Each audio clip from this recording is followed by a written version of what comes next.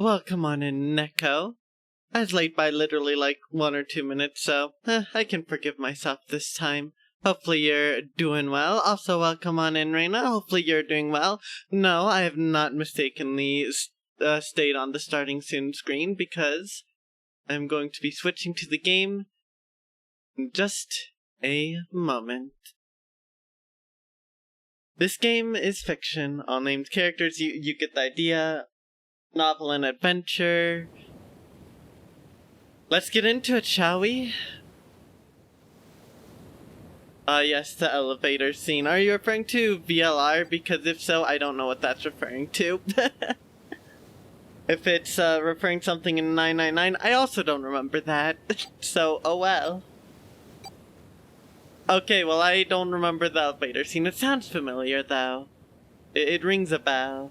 Also, that is a random boat. Gee, I wonder why they're showing a boat here. And it's certainly a very random one at that. Also, this bitrate is chunky.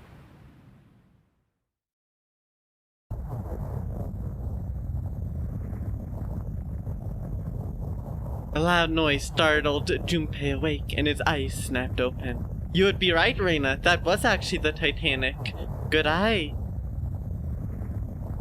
What the? As they adjusted to light, he realized, what? Ow! With a crack, Junpei's head connected with something metal. He rolled over and threw out his hand to steady himself. That the bite of 87? No, not that again. He rolled over and threw his hand to steady himself, but he found himself groping at empty air. Oh, whoa! His balance lost, and his still fuzzy mind struggling to understand what was going on, Junpei tumbled to the cold, gray floor. Interesting, Reina, so you might have seen this before. However, God, what the hell? A bed? A 3-level bunk bed. In fact, Junpei had fallen apparently from the topmost bunk. I fell pretty far. That really hurt. His shoulder hurt, his knee hurt, his hip hurt, his entire body hurt. He could feel a bump forming on his forehead where he slammed it against the low ceiling. Damn, my eyesight's kind of blurry. Must have hit my head. No, wait, that's not it. At first he thought the tremor that ran through his legs was just another effect of his rude awakening, but as he looked around he realized it was real. The whole room was shaking. An earthquake? But shaking too fast for that. And again, Junpei had no idea what it was, if not an earthquake.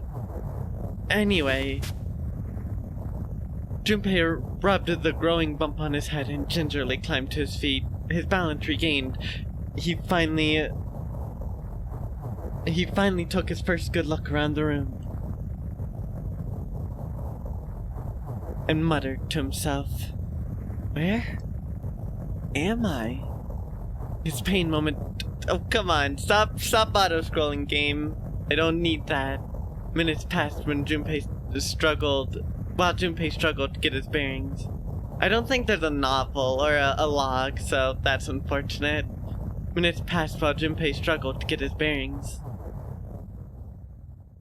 Then, as suddenly as they had begun, the tremors ceased. We do hate auto-scrolling in this house. I agree, Mystery. Also, welcome on in. Hopefully you're doing good. Wait, it stopped. Full silence fell over the room. Somewhere far away, Junpei could hear the sound of metal squeaking. What's that sound? In an attempt to distract himself, Junpei looked around the room once more. There was a stove that looked more antique than functional. The 3-level bunk bed had mattresses that were so thin they were little more than blankets. On the other side of the room was an identical bed. Set in the wall between the beds was a slightly dirty iron door. You got a +3 in Splatoon. Honestly, I don't blame you. I just got to +6 last night. I'm probably not getting +10 unless I really grind it, and I'm not gonna grind it. But still, +3's really good, Mystery, so congratulations on that. That's the first thing Junpei noticed about the door was the number roughly emblazoned on it. On the surface of the door, in red paint, someone had written 5. 5? What's this 5 mean? Suspicious and still utterly confused, Junpei approached the door, slowly. Standing, at last, in front of the door, Junpei grabbed hold of the L-shaped handle. A push yielded no movement, and a pull the same result. You have to turn the knob first, Junpei. Ugh, it won't open. It didn't matter how much he pushed and shoved, the handle wouldn't budge. Next to the door was an odd-looking device that reminded Junpei of a card reader. What's this? Is this keeping the door shut? Junpei knocked hard on the door. Hey! Hello! Is anyone there? Open the door! There's no response. Junpei threw his fist into the door. And stopped. Huh? What the hell's this? He really wasn't sure what to say. On its left wrist was a bracelet of a sort he'd never seen before. Yeah, you just gotta ask nicely. That's all that matters. You just gotta ask nicely and, they'll oblige. Ask and you shall receive. Exactly. In the center was a large LCD display. A watch? It doesn't look like one. 5. That's the same as the door.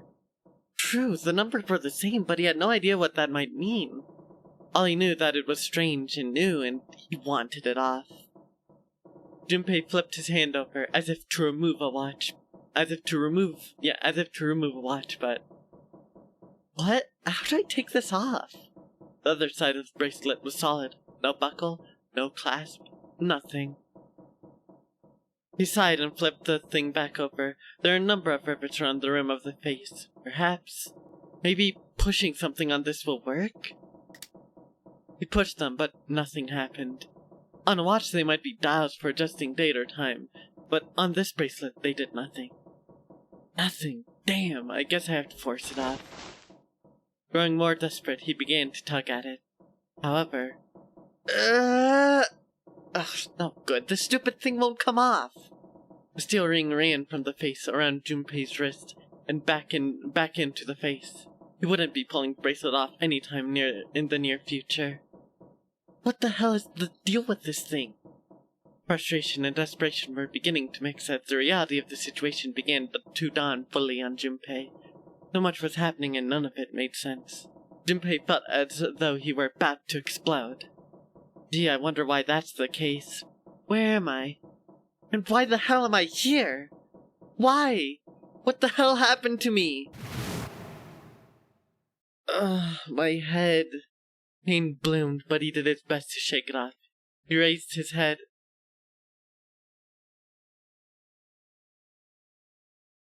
Junpei was graciously given mad drip in the form of that bracelet bomb, and he wants to get rid of it. I guess he just likes he doesn't like the drip, which is a shame. It's true. I think it actually works well with his outfit, which I think is funny considering that it doesn't work well with anyone else's outfits, but with him specifically, it actually works. Oh. It was at that moment that he noticed the window. The window was round, rimmed in riveted brass like a window from an early 20th century ship. Hold on, am I on a ship? Junpei walked slowly toward the window. He could see nothing beyond it but thick, impenetrable darkness. I can't see anything. If only it wasn't so dark outside. Junpei squinted, trying to see something. Anything. It was at that moment. Huh? What the? You gotta be kidding me! What the hell's going on here? Oh boy! A crack split the glass of the window, and for a moment, Junpei stared at it. Then the window burst, and water began to pour into the room. What the hell? God damn it! Junpei yelled and spun around, his feet slipping on water already coming through the window. He ran for the door. Hey, anyone! Is anyone there? Come on, if you're there, say something! There's no reply. As Junpei screamed and pounded on the door, the water began to rise. It was now ankle deep on the floor, and quickly rising toward his knees. It's not stopping. Not good at all. I need to find a way out, and fast. Junpei ran a hand across his forehead, brushing the sweat out of his eyes, and looked around the room.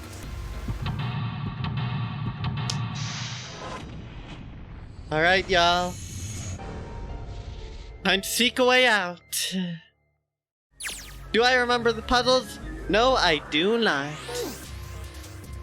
Operations during an escape. During an escape, you are restricted to an area. Your goal: search around to uncover how to unlock the door. There are items and hints in the room that will help you escape. Use the cursor to select a location you find suspicious to search the room. Use the left mouse button or right mouse button to walk around the room. Left stick controls to move left stick to use the cursor. X to speed up movement. A to search where the cursor is placed. Okay, so we got a photo. Once you've obtained an item, you'll be able to go to the item screen. Pressing Y will take you to the item screen.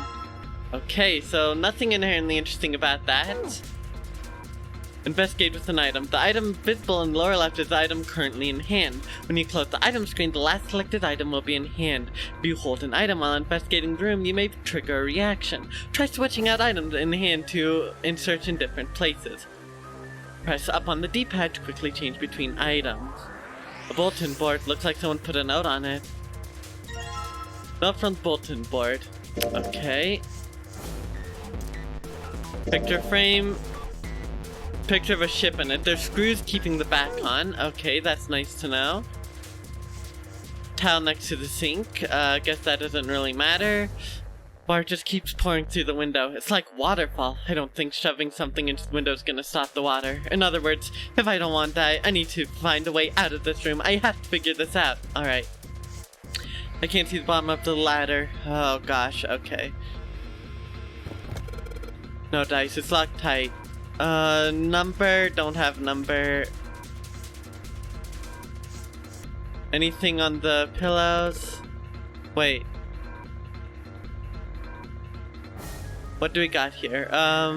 What's in here? A key. A blue key, okay.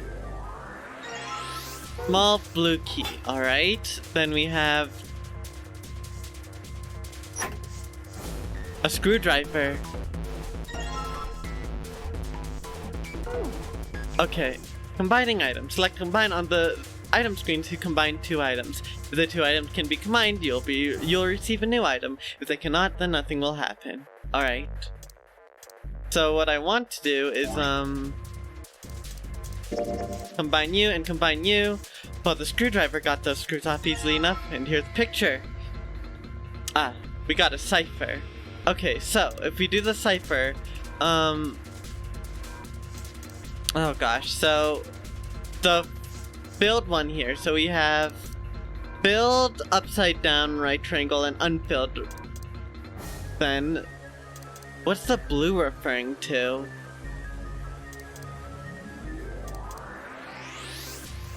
I wonder what the blue's referring to. I'm gonna take a look around a little more and see if I can find anything. The small red key. Okay, I should probably hold on to this key. Hey Junpei, what's up with my face? I look like a zombie. Man, what the hell happened to me? How did I end up here? I left work, headed back to my apartment, and...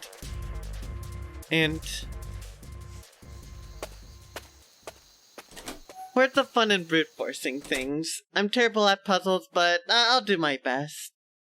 I'm back. Not like anyone will respond. Man, work was rough today. The cold light illuminated landscape he'd come home to so many times before. Everything was as he'd left it. The magazines piled up in the corner, the textbooks collecting dust, the CD cases covering the floor, the jeans and the t-shirt he'd worn the day before, then tossed onto the floor. There's one thing that didn't belong, however. Huh? A breeze? The white curtain framing his window swayed gently in the cold wind. That's weird. Did I leave that open? Junpei walked toward the window, trying to remember if he'd closed it or not before he left. One of the panes was hanging open. He stuck his head out and looked around. Everything looks okay. I must have forgotten to close it. He closed the window. Then, it happened. What? Junpei turned and found himself face to face with a man dressed in all black. The man wore a deep hood and a bulky gas mask. His face was entirely hidden. Or, suddenly he couldn't finish. Junpei tried to yell, but all he could manage was a strangled croak. I can't. Junpei clapped to the floor, a crumpled heap of limbs like a discarded puppet. Too late, he noticed the white smoke that was quickly filling his apartment. A small object shaped distressingly like a grenade sat on the floor in front of his face, hissing. The white smoke poured out of it at an incredible rate. The smoke had grown so thick that the details of Junpei's apartment began to fade into a white haze. He could feel his mind begin to fade as well. A white haze that was not the smoke creeping into the edges of his vision.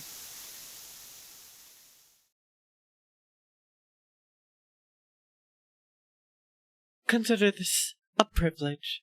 You have been chosen. A rasping voice wormed its way out of the gas mask. It was cold and harsh, and distorted in some way Junpei couldn't put his finger on. You are going to participate in a game. The non-airy game. It is a game where you'll put your life on the line.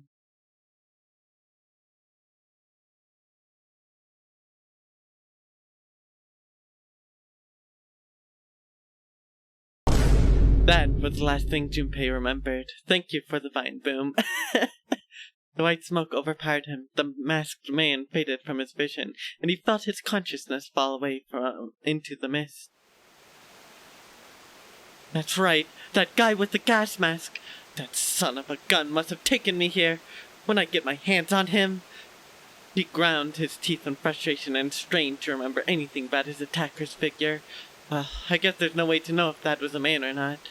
The voice had been cold and mechanical, likely passed through a voice changer, and the body had been covered in a thick cloak. Just who was that? They said, "You have been chosen." What it might mean was beyond him. What the hell's going on? Come on, really? Thank you for redeeming that. Now Adachi will be punched for the rest of the stream. What the hell is going on? Why me? There's only one thing from his memory that seemed important. You are going to participate in a game. The non-airy game. It is a game where you'll put your life on the line. The non-airy game, huh? What the hell's a non-airy game? God damn it! With a yell, Junpei drove his fist into the mirror. Yep, new game, new suffering, Reaper. Hopefully you enjoy the ride. Welcome on in, hopefully you're doing good. Alright.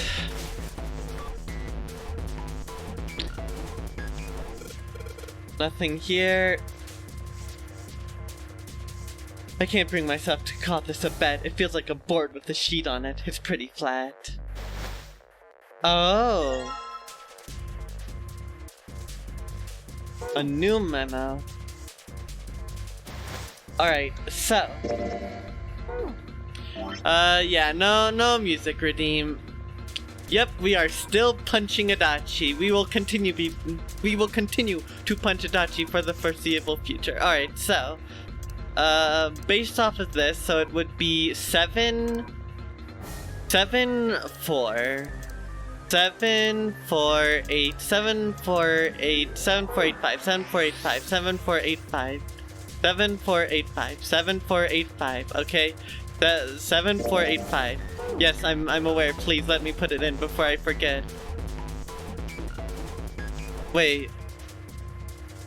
Yeah, 7485, I think is what it is.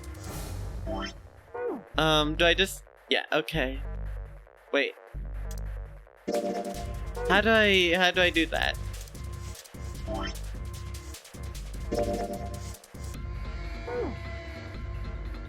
Maybe. Oh, this is a blue briefcase. Okay, so I need to use the blue key. Okay, I forgot. Wait, if... Okay, I need to do the other one, because I did the red one. Okay. I'm gonna get a new thing that I, Yes, I'm aware. Okay. So I need... 0... 02, 02, 026, 0268, 0263, 0263, 0263, 0263, 0263, 0263. Got it! 3284. Thank you for the very correct number. I appreciate it. 02639, I'm just spouting nonsense. Yeah, sounds about right.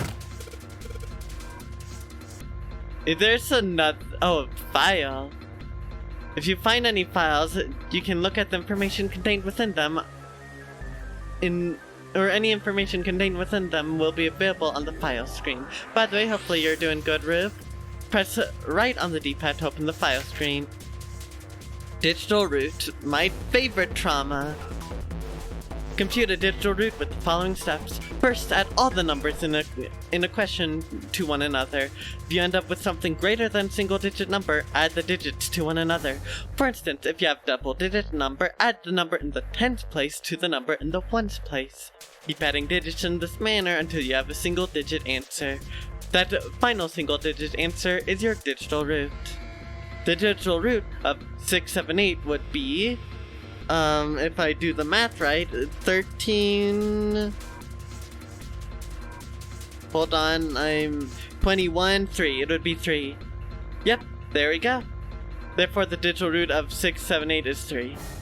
And the digital root of that would be 1. Therefore, the digital root of 134 is 1. I see, so I keep adding numbers until I get a single-digit number. Oh, it looks like there's something on the back of this thing. A notebook, a pen, a calculator, and a stack of key cards. Huh. New material has been added to the file screen. Calculator. Yeah, the calculator. The calculator can also calculate a digital root, which will be important for to the progression of the story. Alright, so what else do I got? What's back there? Oh, well, we got this.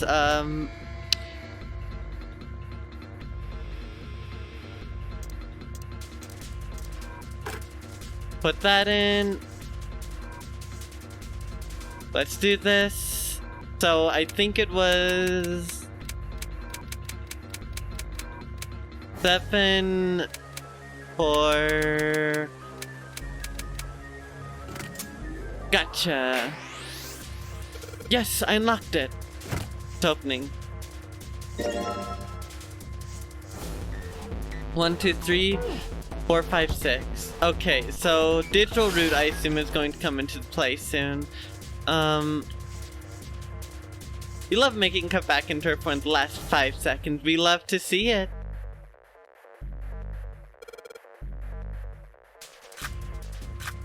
I assume I need to make a digital root.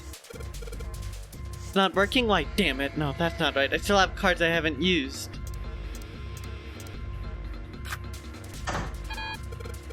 Damn it, not again. There aren't any more cards in here. I've only got one other hint. The files.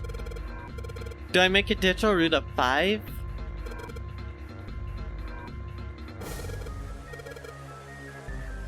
Okay, so select 3 cards that'll give me a digital root of 5. Okay, so let's think here. A digital root of 5 would be... Can I get 23? 23 would give me a digital root of 5. No, I can't get 23. 14. 14 would do it.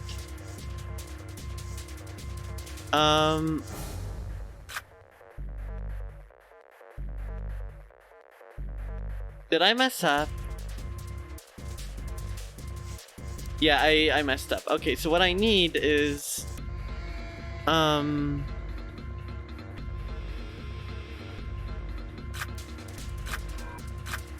There we go. Nailed it. Huh? Did it just unlock? Well, that light was red and now it's blue, no doubt about it. There's nothing keeping me in here now. Time to go. Alright, let's skedaddle, everyone. Oh boy. I found the way out. Whoa! Gah. Accompanied by a wall of angry water, Junpei shot out of the room and into the opposing wall. What do I hear now? Okay. Ow, ow! The water tossed and turned him like a washing machine, and he only stopped rolling when he hit his head on the wall. Oh, my head. Wait, is it over? That felt too much like being flushed down a toilet. Damn. Junpei struggled to get to his feet in the still running water. Well, better than drowning, I guess. Am I in a hallway? The water that had followed him out of the room was rapidly pouring out the door. It flowed quickly down the hallway and slammed into the foot of the short flight of stairs. Oh? Just 5 steps, in fact. And at the top of this short staircase... A door! Another door! Damn this water! Let me go! Junpei leapt up the stairs straight for the door. please don't be locked. Yes, it opened. How would bro know what being flushed down the toilet feels like? He auditioned for the movie Flushed Away, if anyone remembers that. That's my assumption. And they needed a real-world experience so you could really get into the mind of that. Yeah, clearly he had some form of experience there, Rube. So, definitely. The door burst open and Junpei exploded out of it, only to freeze in his tracks. What other possible response could there have been to what he saw? What the hell? His voice trailed off, and all he could do was stare. A polished floor stretched out before him, ornate staircases rising up from the edges, each one of them equidistant from the others. Well, he does feel pretty crappy in this situation, but clever there, mystery. The stairs and pillars were solid wood, and Art Nouveau embellishments and decorations covered the walls and pillars. It looked like nothing so much as the entrance to a luxurious mansion from the early 1900s. This is the inside of a ship? Junpei couldn't help but wonder. Well, the water quickly filling the hallway behind him suggested that yes, he was. As he looked up, a fresh wave rolled out of the room he had been in, gathered speed as it moved towards the stairs. Yeah, that's what I thought. This is totally Wait, what the hell? A wave? Shit, I gotta get out of here! Junpei spun around, his wet shoes squeaking in protest on the polished floor, and ran towards the tremendous staircase in front of him. T-deck. It's water! You can never be too hydrated, honestly. So, like, I don't see an issue with it being water. I think Junpei should just get a nice drink. Exactly, mystery. Thank you for the hydrate. I'm doing what Junpei would never. B-deck? Hurry! As he ran, he glanced quickly at the plates mounted on the wall, denoting the decks of the ship. Hey, decks next!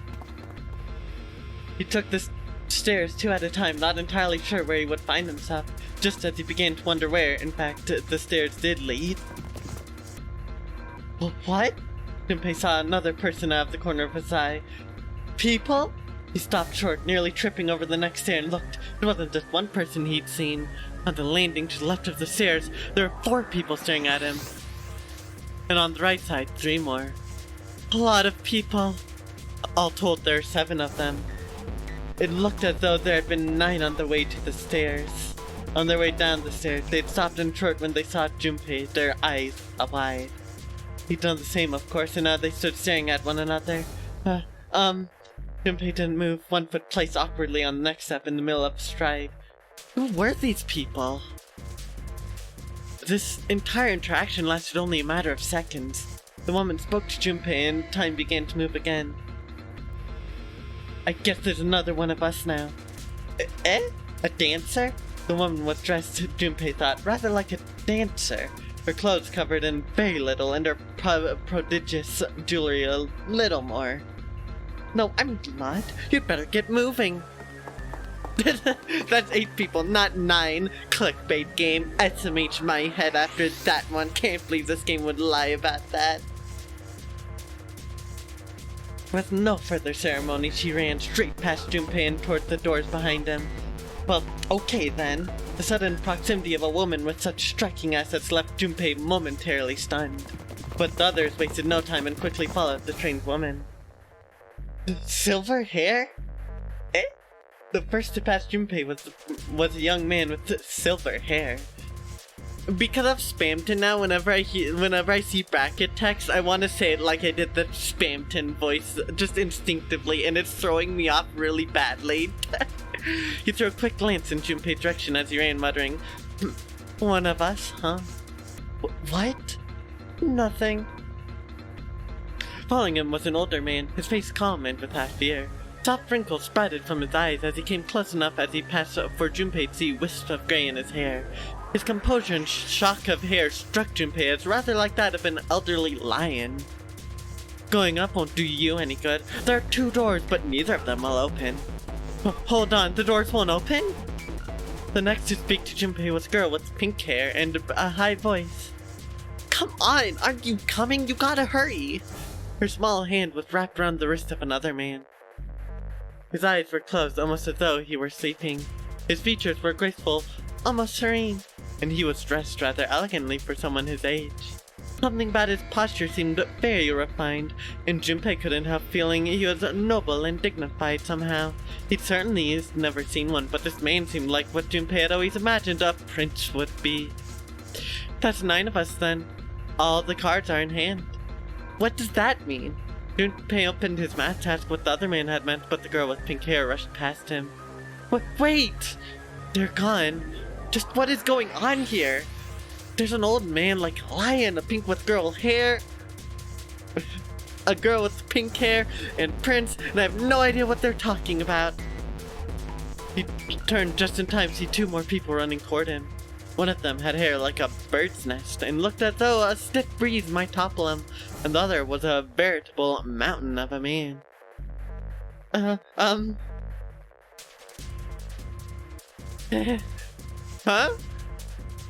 The scrawny one scuffled past Junpei as though he were running from something. A girl with pink hair, I bet she has pronouns too.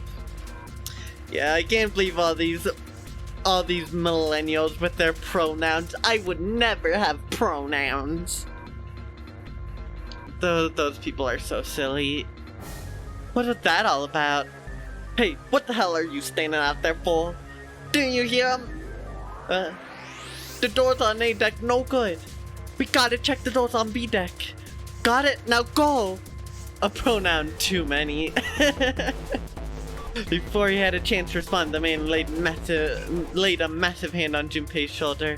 With no more effort than Junpei would have used to brush aside a fly, the man shoved him out of the way. Wow! Thrown off balance by the man and recent events, it took Junpei a few steps to get his bearings. He finally regained his balance and looked up at what the other 7 had been running towards. Hey man, that was dangerous! Huh? There were 2 pairs of large iron doors set into the wall in front of him. They looked quite sturdy and each had handles jutting from them. Written across the surface of each door in red paint was a number. The door on the right, 4. And this one says 5. They're the same. The guy Junpei had decided called Silver was mumbling to himself. Soon I woke up and had a number on the door, just like that. You too, eh? With an arched eyebrow, the lion looked over at Silver. I am struggling to read right now. Myself with the same number upon the door. No, they're not. One says 4 and one says 5. Yeah, it probably wasn't the same one. I love me my semantics. I opened it, ran down the hallway outside, and found myself in the rather grand room full of stairs, as I suspect did the rest of you. It was as though the floodgates had been opened. They all began to talk at once. Me too. Same for me. There was a door with a number on it. It soon became clear to me that each one of them had woken. Oh wait, that was not mountain talking. Brain. Okay. It soon became clear that one of them had woken in a room with locked door and solved a puzzle to escape. They all ended up in the same room. I thought they'd been guided there. Yes, we all saw the same thing. That's not important. We need to hurry. You think I don't know that, lady? Before the dancer had time to finish, Silver was already running. Ugh. Open, damn it! He grabbed hold of the door labeled 5 and pulled. However, damn it, it's not opening! This damn thing won't even budge! Out of my way! The mountain grabbed Silver's shoulder and tossed him aside. His path cleared it. He took a few steps back and threw himself at the door. Once, twice, 3 times, 4 times. The door shook as his body slammed into it, but it showed no signs of breaking or opening. The man threw himself at the door again and again. Body slam from a guy that big didn't even budge it. There must be some other way. Junpei turned towards the door 4. Next to the door on the wall was a small box. This looks just like the device next to the door in that room earlier. That means the door is probably locked too. But still, he had to check. Junpei grabbed a handle and threw all of his weight into it. It was locked as tight as the door next to it, as he'd suspected. Damn it! Junpei punched the door. It didn't respond. Are there any other doors? He barely finished the thought when he pat on his way up, sprang unbidden to his mind. His body moved before he had time to think. Junpei turned, ran back towards the stairs. He had scarcely taken a step when, at the top of the stairs, next to an ornate clock embedded in the wall, he saw a person. It was a girl. He looked to be the same age as Junpei. He froze, unable to look away from her face. Yep, there's the ninth person rube. It took the game a little bit to unclickbait itself, though.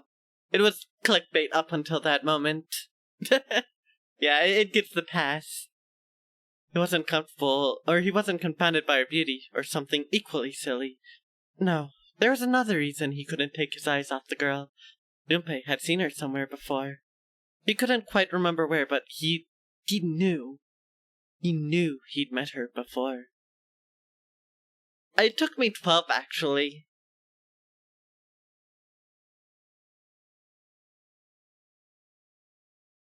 Sorry about that, I just had to sneeze, so I muted. Yeah, it's still clickbait. The game does have an in-universe timer of 9 hours, that's what it's meant. But I could finish it in 9 hours theoretically if I'm not bad enough at games, so we'll have to see. I don't remember most of the puzzles, and most of the small details of the story I don't remember, so this will be interesting. The girl, too, stared at Junpei, similarly stunned. Her response suggested she'd seen him before as well. Without saying a word, Junpei walked slowly toward her. She didn't move. It was almost as though she was held in place by some sort of magic spell. No, I'm not doing a 9-hour stream, no. I suspect 2 or 3 streams for this game, and then we'll get onto VLR. As Junpei stepped onto the landing, the spell broke. No sooner had he set his foot down than the whole ship shook a second time. Ah! The quake caught the girl unprepared, and she fell. Oh, watch out! Moving on instinct, Junpei leapt to catch her, or so he thought.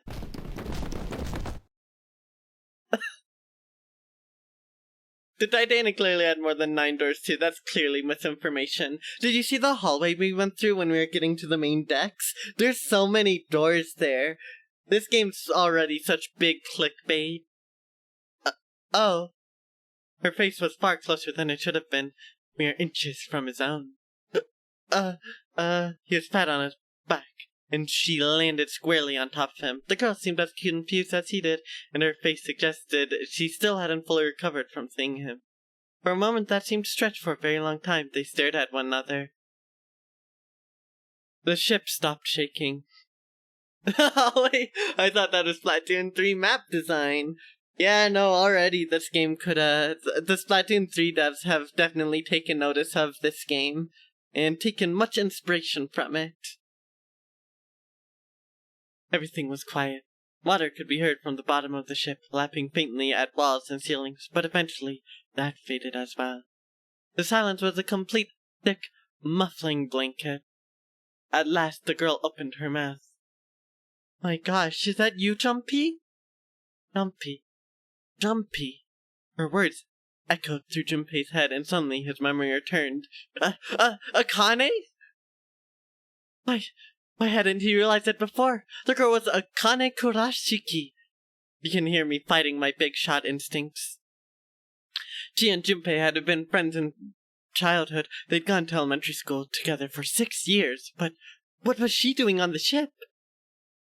Her soft eyes were only inches away from his own. He could feel the warmth on her face. Feelings he thought had been long forgotten began to work their way to the surface. I agree there, Rube. For the sake of entertainment and content, he should not fight them. Or wait, no, not him. I mean, I shouldn't. Okay, you know what? I'm embracing it, alright? I'm taking the Spamton route. I am embracing it. He could feel his face heating up. At that moment, welcome aboard. I welcome you all from the bottom of my heart to this my vessel. What? What was that voice? They hurriedly untangled themselves from one another and struggled to their feet. Their seven companions had heard the voices as well, and many of their faces had gone pale. They looked around frantically, desperate to locate the source of the violence. The violence voice. Sorry, my brain auto-failed right there. Pooh. A body has been discovered.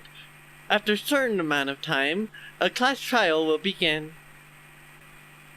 At last they found it. A speaker said in the ceiling. I am Zero, the captain of the ship. I am also the person who invited you here. The voice was harsh, obscured occasionally by the crackle of static. This is... Junpei recognized it. How could he have forgotten it? That guy in the gas mask. Hey, asshole, what the hell is this? Come out here. I want to get a look at you. What do you mean to do to us? I mean to have you participate in a game. Some of you, I know, are familiar with this game. The non-airy game. It is a game where you'll put your life on the line.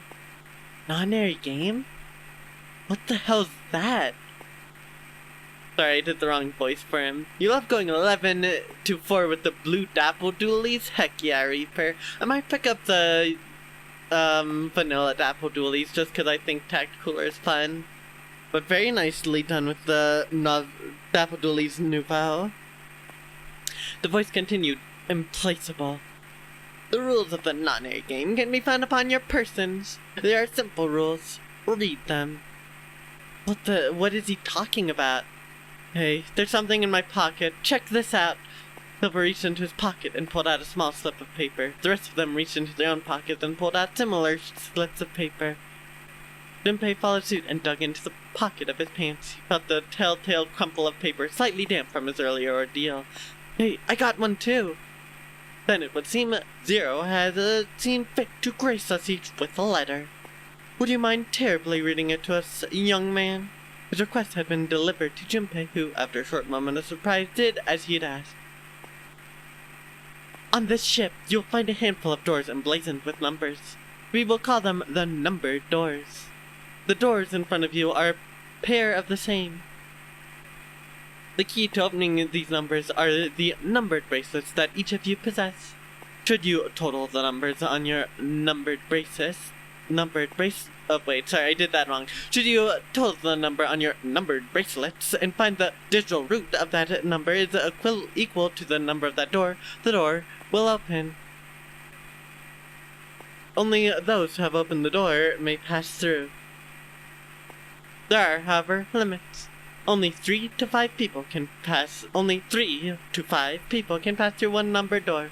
All those who enter must leave, and all who enter must contribute. So this thing on my arm is a bracelet? He glanced round. It looked like everyone else had one as well, and had come to much the same conclusion. The purpose of the game is simple. Leave the ship alive. It is hidden, but an exit can be found. Seek a way out. Seek a door that carries a 9. There's one last thing I must tell you. As you have no doubt surmised, the ship had begun to sink. On April 14th, 1912, the famous ocean liner Titanic crashed into an iceberg. After remaining afloat for 2 hours and 40 minutes, it sank beneath the waters of the North Atlantic. You're welcome, Rube. I'll give you more time. 9 hours. That is the amount of time you will be given to make your escape. The voice finished, and the speaker went silent. I hear a bell? Some of you may die, but that is a sacrifice I'm willing to make. This Zero guy. That is perfect mystery. I can absolutely imagine Zero saying that. By the way, I'm just gonna say this now for those who have played the game. Please don't spoil anything that happens with it, so we can all go through the journey together. because I won't be spoiling anything. I think it's coming from over by the stairs.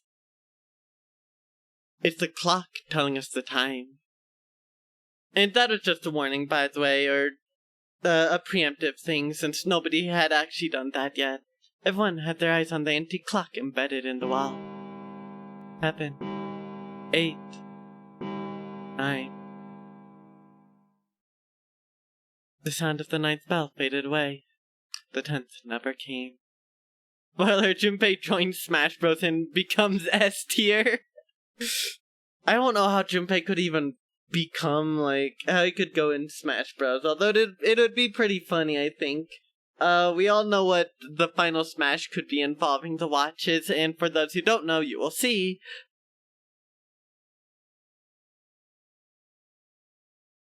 Oh no, Mystery, that wasn't a spoiler. I just wanted to say that.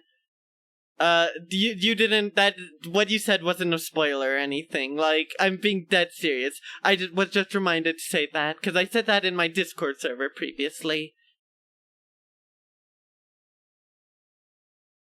But yeah, no, that's a funny joke. Good job, Mystery, with that. No, clearly it was like the biggest spoiler in this game that it has, and that's the fact that Zero is willing to let people die. Spoiler alert, not a spoiler. Perfect. It rang 9 times, so 9 o'clock then. I think it's 9 p.m. I couldn't see anything when I tried looking out the window earlier. It has to be nighttime. If that's the case, then we would need to escape by 6 a.m. tomorrow. Now, it is time. Let our game begin. I wish you all the best of luck. Oh yeah, no, I'm just gonna say this now. If you think nobody's gonna die in this, you are about to be sorely mistaken.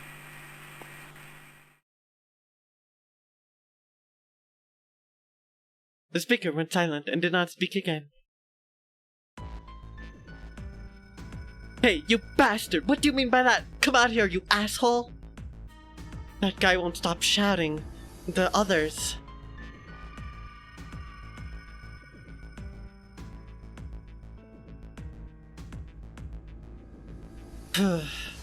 Junpei too was consumed by his thoughts. I have way too many questions. Who is Zero? What's the non-airy game? What's it for? Is he some nutjob doing this just to mess with us? Or does he have some other purpose? And why pick me to be part of this insane game? And the others? Why are these 8 people here? And the most confusing of them all. Why is Akane here? I haven't seen her since elementary school. Why her? Why now? Coincidence? I think not. There has to be another reason. I don't know what exactly, but there has to be. Very well. Lion's voice seemed oddly loud in the silence. Standing around here won't do us any good. Best we get moving, don't you think? Get moving? Are you planning to open the numbered doors? Hey, wait! Don't tell me you're actually going to do what this Zero says? No, that's not what I mean. Lion shook his head, mildly annoyed. I'm saying, let's find another way. After all, we haven't really examined this place yet. What? Where have we not looked? Everyone searched ADAC already, right? Yeah, we were kinda rushed through here, so we probably missed some things. Why don't we check out the lower floors first? We should see how deep this place goes. I can work with that. Then let's go. It's also better considering, you know, there's water. Whoa. What the hell? It's completely submerged. Damn. If the water keeps rising like this, we all can drown. No, I don't believe that's something we have to worry about. The province knelt down and gently drew his hand across it. See, the water's not flowing. That means the origin of the water has been stopped. Perhaps this Zero fellow has used some sort of remote control to seal a watertight door lower down. He said that our time limit was 9 hours. In other words, this water won't rise for 9 hours. Then, you're saying we won't sink till then? Well, that may be too optimistic. No point to wishful thinking. That's depressing. If you don't determine a way to advance from this point, we are stuck on A deck and C deck. Looks like that way. Hey, hold on, how about we check C deck before we jump to any conclusions? We might find something there. You're right. I think we should look at the metal doors by the big staircase too. They're pretty suspicious.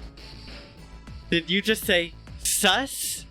Not in my Not Among Us game. No numbers on either door. And I don't see an authentication device either. Yeah, that's a Vine boom whenever they say suspicious. Nope, it's locked. This one too. Damn, none doors opening. Hey guys, over here, there's another door behind the stairs. This one doesn't open either. We'll see about that. Hey old man, give me a hand. Using force, I see. Let's give it a try.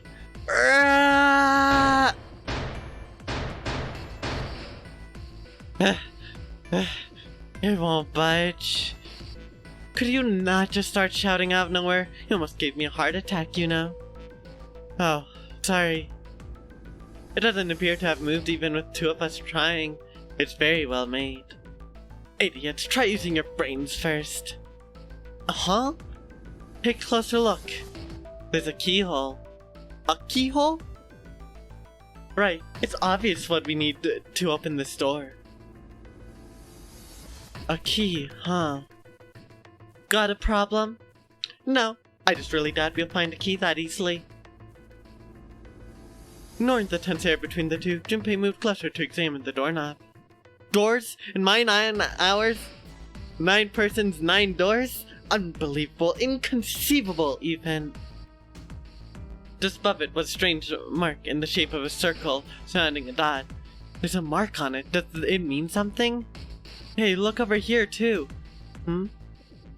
Pink Hair was looking at double doors they hadn't examined yet. More doors.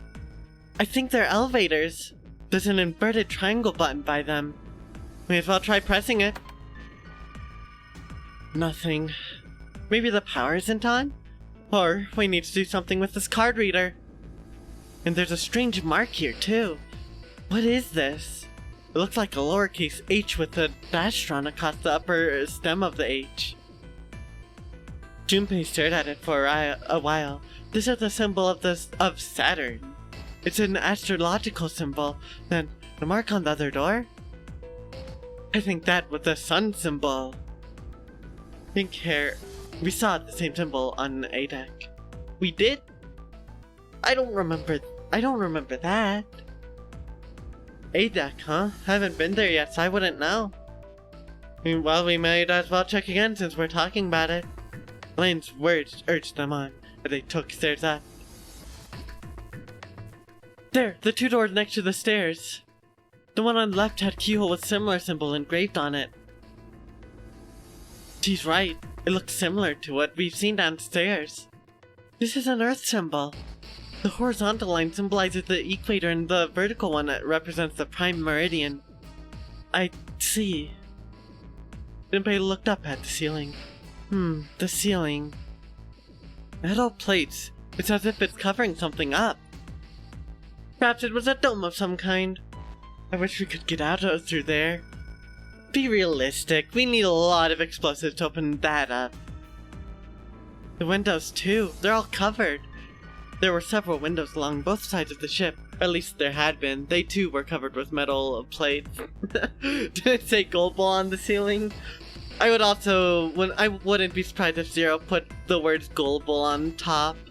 Or like had this really complicated door with like the most insane puzzle. You open it up and it just says like get trolled LOL in all caps behind it and nothing else. The Titanic covered everything in metal, it wouldn't have sunk. I mean, that is actually a fairly true point, Neko. That it wouldn't have necessarily sunk, although I don't know if that's how... I don't know, they could always have sprung a leak somewhere. Yeah, you never know. But realistically speaking, I'm just gonna assume that it was too heavy. That's all. Not that water was there. All the extra weight from the metal clearly just sunk it. True mystery. All the metal plating meant that it clearly would have been impervious to damage. Yeah, just ban leaks, just like banning crime. Easy peasy, lemon squeezy, just like that. I don't know, Neko. It seems pretty obvious. You could probably patent that too. In other words, we're trapped. All the exits go nowhere. Junpei was not happy. I wouldn't be either. The girl with pink hair spoke up. Well, I'm sure they go somewhere. We just can't open them. Then the mountain spoke. You don't know that. For all we know, they just open into walls or take us in circles. Prince did not agree. No, I'm sure they go somewhere. Our eyes. What would there be? What point would there be? God hasn't updated Earth in a while. It probably showed up in a bug report. Yeah, I'm sure God has a big backlog of changes they need to make. Servers lagging. The mountain, hashtag not my rock. And we can open them. Well, 2 of them, at least. You mean the numbered doors? All eyes turned to doors with numbers on them. The atmosphere in the room grew tense. Hey, wait a minute.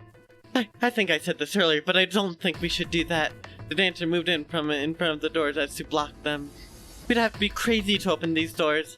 If we do that, we're doing exactly what Zero wants us to do. Suddenly, everyone began to speak at once. May as well give it a— oops, sorry about that. Might as well give it a shot. We can't stay here forever. Yes, I'm in favor as well. No, I'm totally against this. But shouldn't we at least try? We don't know what will happen. We should stay here. We don't have time for that. In 8.5 hours, this ship is going to sink. S-I-N-K, sink. The clamor of the voices made it next to impossible to determine who was saying what.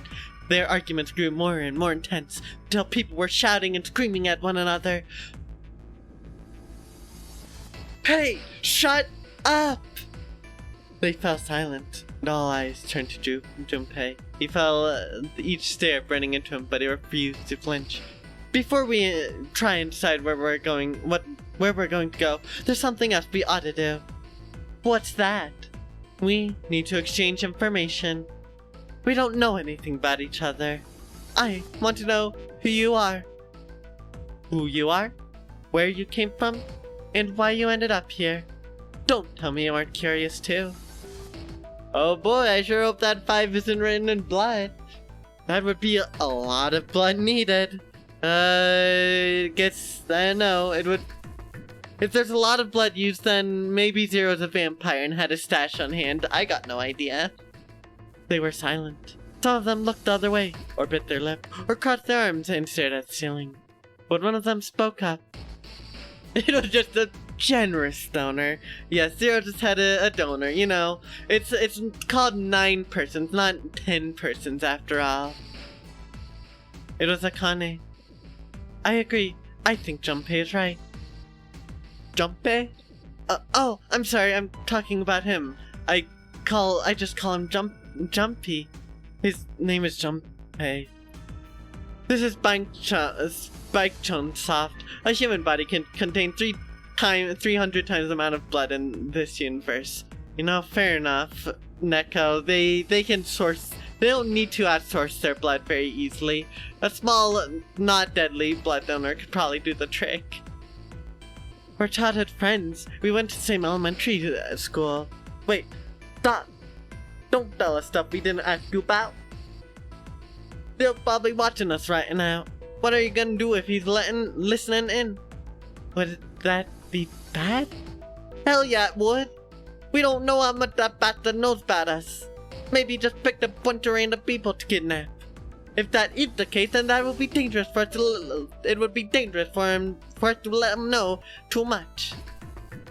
If Zero knows who we are, he could go after our families. Maybe he'd tell us he had to get him to us to do stuff, you know? But we still need to know what our names are. It's going to be hard to talk to each other if we don't have names. Alright, why don't we have code names? To him, apparently, it seemed like the obvious solution. Code names? Yeah, we'll each pick something. Like, I'll be 7. 7? Why are you 7? Seemed like a fair question. Mountain stuck it out his left arm. Good, the bracelet number says 7. Oh, I get it. That's a good idea.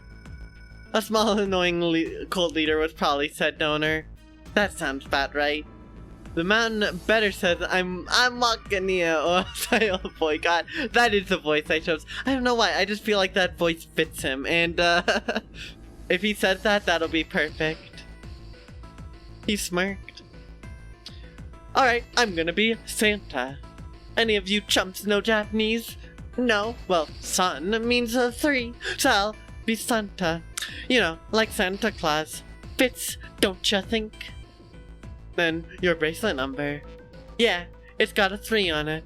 Good job, Grandpa. Just like the mountain had done, Silver thrust out his left hand. Sure enough, the face of his bracelet read 3. Very well then. I'll go next, shall I? By the way, everyone put their guesses in chat what Junpei's codename is gonna be. Very well then, I'll go next, shall I? My bracelet is number 1. Given that, I think Ace seems appropriate. I'll be Lotus then, and I'm sure you all know a lotus has 8 petals. His coded name is probably Joker or something. But it shares the same, the Joker shared the same letter of his first name. That's too obvious. They wouldn't go with something too similar for his code name. Which means, of course, that my bracelet number is 8. Solid Snake. I approve of that idea. I've never played Metal Gear game, but I approve. His code name is No. I also approve of that one, just No. I would appreciate it if you'd call me Snake. Oh, wait, well, Mystery, I forgot about that. Your wish is fulfilled, Mystery, but not on Junpei. Oh, from Non-Airy. Ooh, I like that. His code name is Please God, please save us. I want game go home. No, no, no. And then it's shortened to No. Which also works with Rube's idea, so I approve of that. My bracelet number is 2. Since Ace has chosen cards, then I choose dice. Snake eyes, clearly, which is partially or particularly relevant given that I am blind. You can't see? I knew it. He'd kept his eyes closed during the entire ordeal, which had suggested something strange, but here it said so casually. It was something of a surprise. Everyone seemed a little nervous at the prince's proclamation, but no one seemed to know how to react to it. Me next. There's one person, however, who didn't seem to be surprised in the least. The girl with pink hair. I want to be Clover. You know, like a 4-leaf clover. Good luck, right? Looking almost bored, she held out her left hand. The face of her bracelet showed the number 4. They'd come round to Junpei. He held out his bracelet. Alright, my number's 5, so my codename is gonna be... Well, I have one. It's not like there's any point now. The dancer cut him off mid-sentence. I mean, we all know your name already. You're Junpei. Oh. Yeah, it was a trick question. Junpei doesn't get a code name. They all nodded. Akane stepped forward nervously. Yes, awesome code name. The most unique of them, Junpei. From Junpei, referencing Junpei. Pretty good, right? I think it's pretty good throwback to Junpei. Morgana, Mona, no one will see that coming. It's basically just Mona all over again. Neko, you're right. Then you should call me by my name too. Because, I mean, it doesn't seem fair to Jumpy. You're thinking it's not cool for you to hide your name after you told us his? Akane pitched it awkwardly. I can't wait for the sequel, Junpei 2. Well, we're gonna get around to the sequel, Junpei 2. Okay, Mystery, I promise you now, the first stream that I have of Virtue's Last Reward, I am going to name Junpei 2. Just for you there.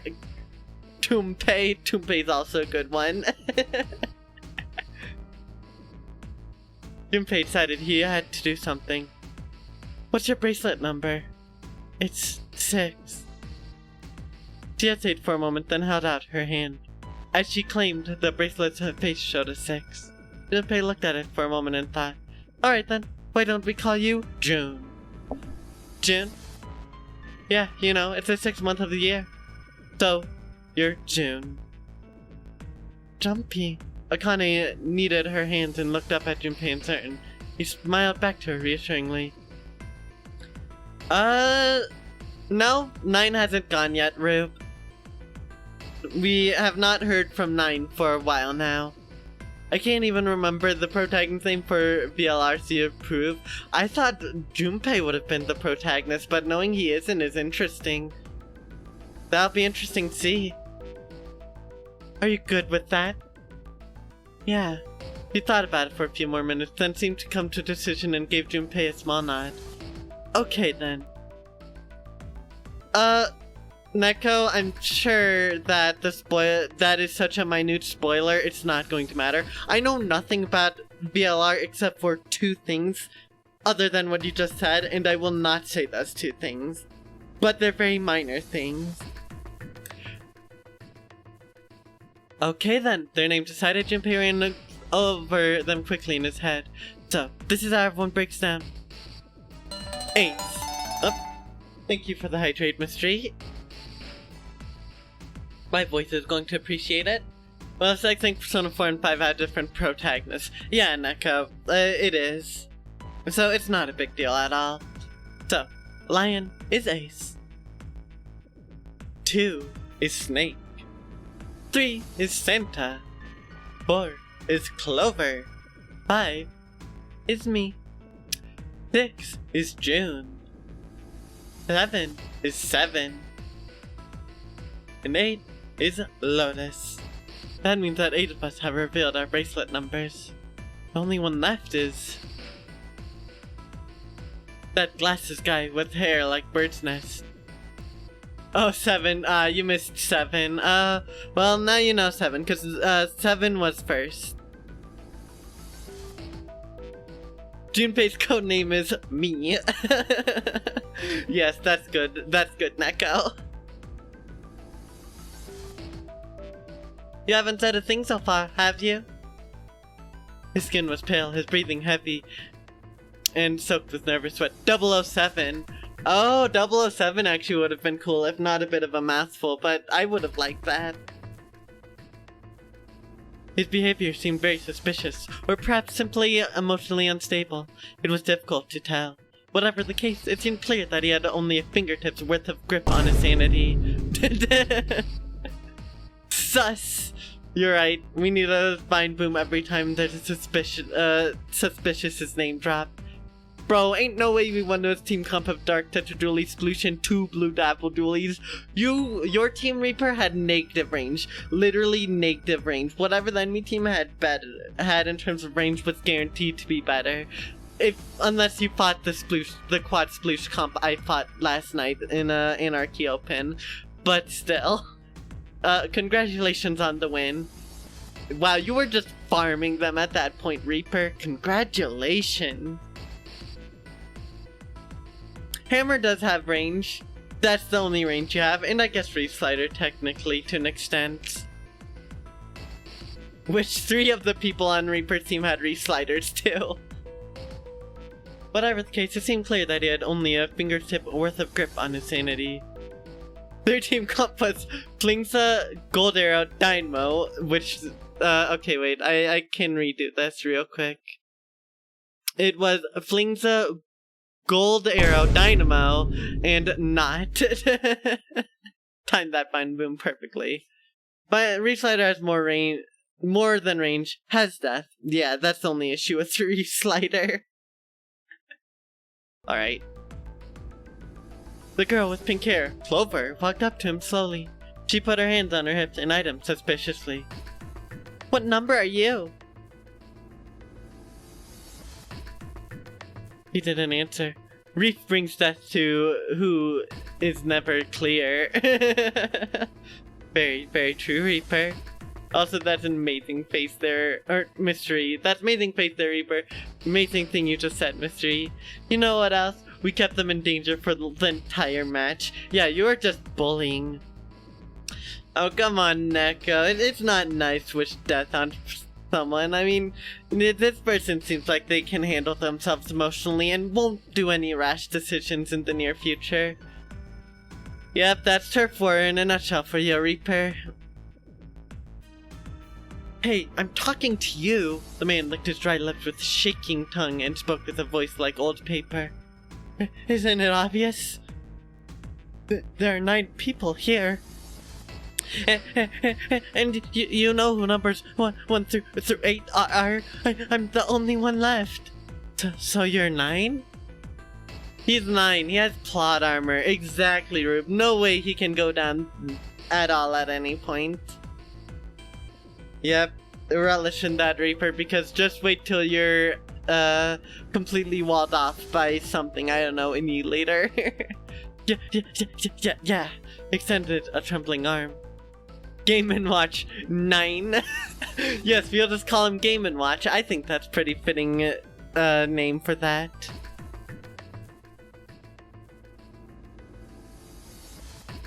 You know what? Fair enough, Reaper. Good luck playing with Alec there. He extended a trembling arm. The bracelet did indeed say 9. Clover looked at it contemptuously. What's your code name? Code name?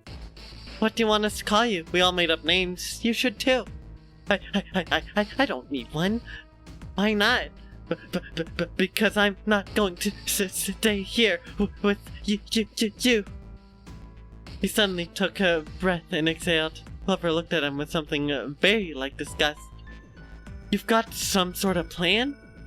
I do. Yeah? What's that? You sure you want to know? Yeah? Yeah, Rube, he's about to become one with the fishes and dive down, I guess. Whatever plan he has, that's about the best he could think of doing. There's no way he would charge through the doors or anything. Alright, let me show you. I'm going to do this! By the time they realized what he is doing, it was too late to stop him. Yeah, enjoy bowling dynamos while you can, Reaper. You haven't seen me yet. I know a really good dynamo player. A really, really good dynamo player. Probably better than Mystery if I were to guess. So, be scared, Reaper. Hope you never face her in battle. The man's body moved like a snake's. In the blink of an eye, he had slid around behind her and wrapped his arm around her waist. Hey, what the hell do you think you're doing? Silver, Santa, leapt forward toward Clover and the 9th man. He was halfway there when... Stay back! Suddenly, the man's hand dove into his pocket. What? He held it into Clover's pale, quivering... held it to Clover's pale, quivering neck. If you get any closer, I'll cut her open. Yeah, that's right. The man's smile was neither friendly nor reassuring. Blood poured down his neck, soaking the collar of his shirt. Clover, are you alright? The Prince Snake's voice frowned, sounded oddly concerned. I am dying.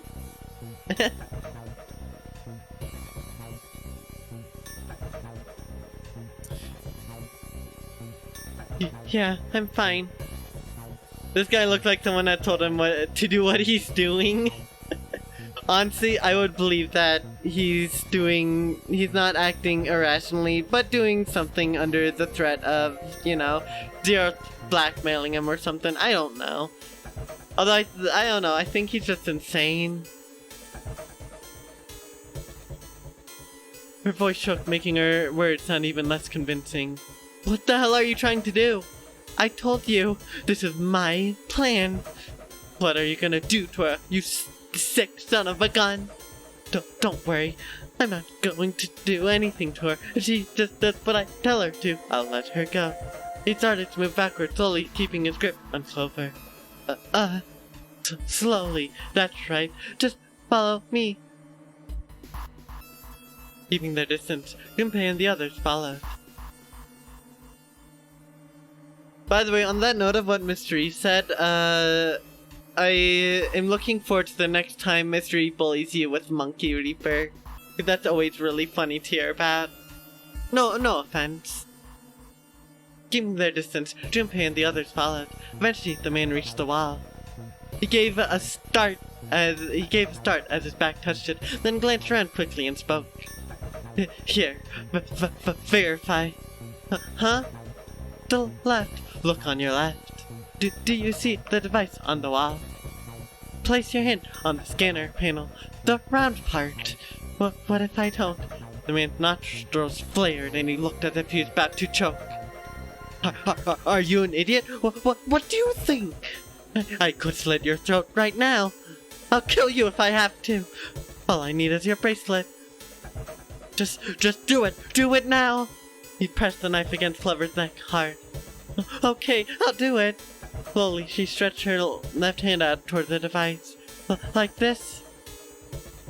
Her back was to it, and she had to feel around for a moment before she found a circular panel. It made a cold electric noise, and on the display above her hand, an asterisk appeared. So, that's how it works. He called the round part of the device the scanner panel. If we put our left hands on it, our bracelet number gets entered to the device. Then, should you total the numbers on your numbered bracelets, and find that the digital root of that number is equal to the number of the door will open. Junpei shifted his eyes to the door itself. The number on it was 5. Door 5. But why does this guy know so much about how this thing works? It's like he knows exactly what to do. Good. You're done. Next. His bloodshot eyes crept from person to person until finally— oh wait, there's a log. Wait, what did I press for that? You're right. You're the number one. You're the one with the number 1 bracelet, right? Yes, I am. So, then you're next. Just verify your number like this little brat did. What are you doing? Do it. Don't you care what happens to her? Okay, just calm down. Ace held up his palms out. The 9th man jerked his chin toward the device. I'm coming over. Slowly, cautiously, Ace moved toward the device. After what seemed like an agonizing eternity, he reached it. Now, verify. Alright, this is what you wanted, right? Ace nodded and placed his hand on the scanner panel. The device beeped again, and a second asterisk appeared. Now, the device has both Clover and Ace's numbers, 4 and 1. 4 plus 1 equals 5. It's the same as the number written on the door. But it won't open yet. Only 3 to 5 people can pass through one numbered door. One more person. If what Zero said is true, he needs one more person. Who? Who does he need? Get back! His voice shook, but the knife he held to Clover's throat made his words a command. Ace took 2, then 3 steps back. No, farther! More than that! Go all the way back! Okay. Slowly, Ace did what he was told. The 9th man's lips curled into a cruel, twisted smile. Wait, don't tell me! That's when Junpei understood the plan. Clover's 4 and Ace's 1. Added to the 9th man's 9. 4 plus 9 plus 4 equals 14. And the digital root of 14, 1 plus 4 is 5. In other words...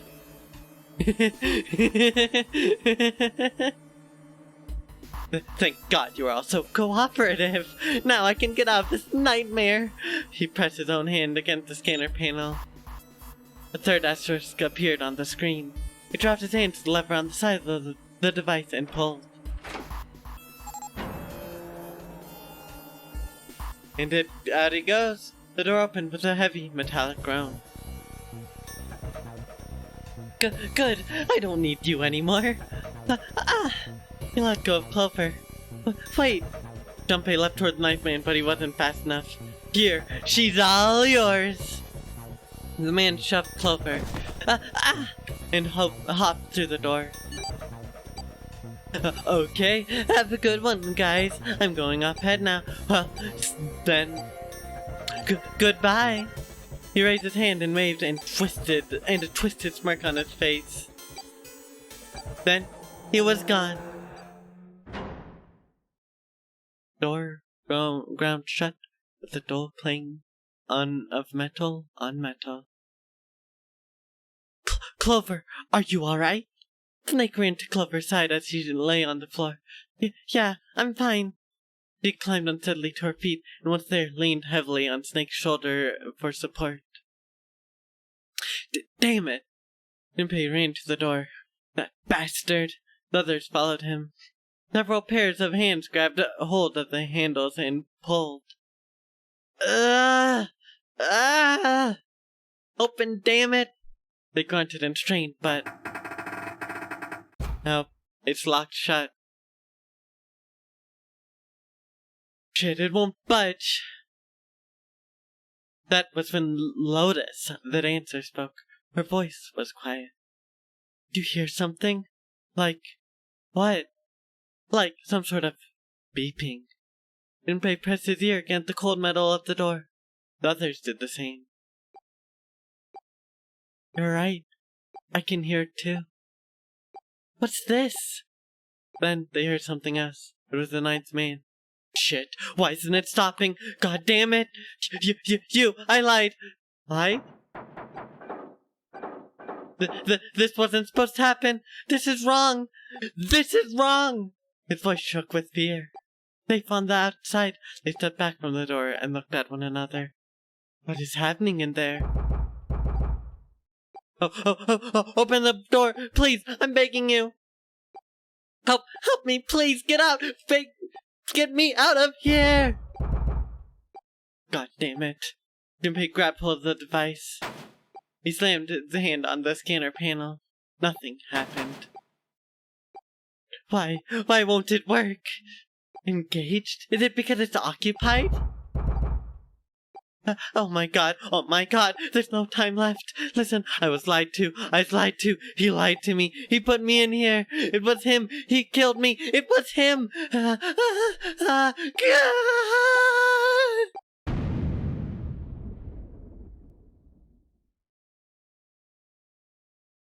Yep, it's Joe for everyone. Moment of silence for 9. Or otherwise known as Game & Watch. The explosion rocked the room. Instinctively, they ducked, then stood up slowly when they realized there's no danger. Yes, bye done. Yeah, that plot armor was about as weak as a typical squid roll, honestly. Basically, pretty damn weak. No one spoke. Silence filled the room. Beep? All eyes turned towards it. Does that thing just make that sound? The display changed from engaged to Venket. Yep, Rube, a death already. I haven't even gotten to a proper gameplay segment either. Let's see if we can open it. 7. The mountain swallowed hard. Okay. Junpei nodded. Placed his hand on scanner panel. A red asterisk appeared on the LCD panel. Well, it registered my bracelet number, but it won't open with one person. We need at least 2 more. What to do? So if we have 5, we add 5 and 2. We would do Snake and 7. Either way works, actually. Alright, so, our plan of attack here. Should we take Snake and 7 or Santa and June? Through this. I know, right? I'm surprised I know math. It's hard. It's really hard.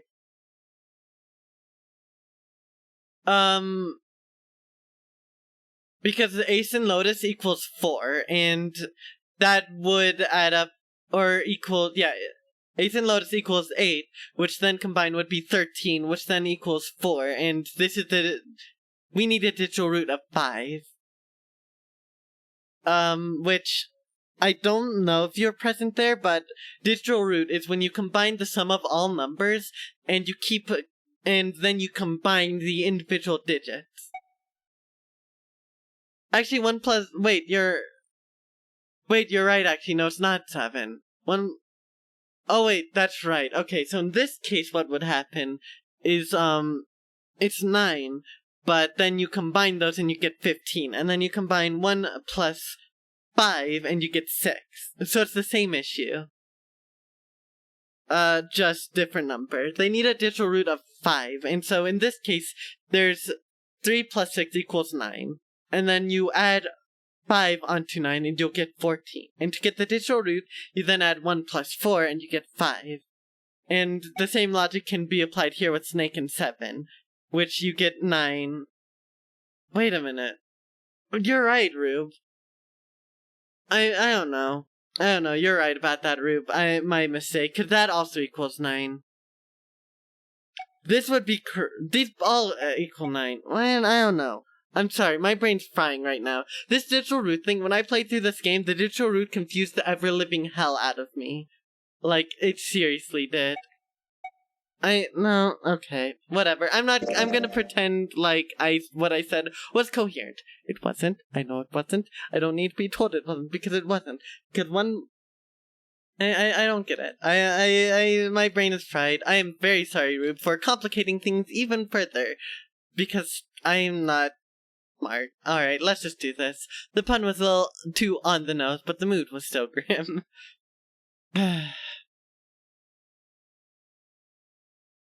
Both Santa and June lifted their hands silently.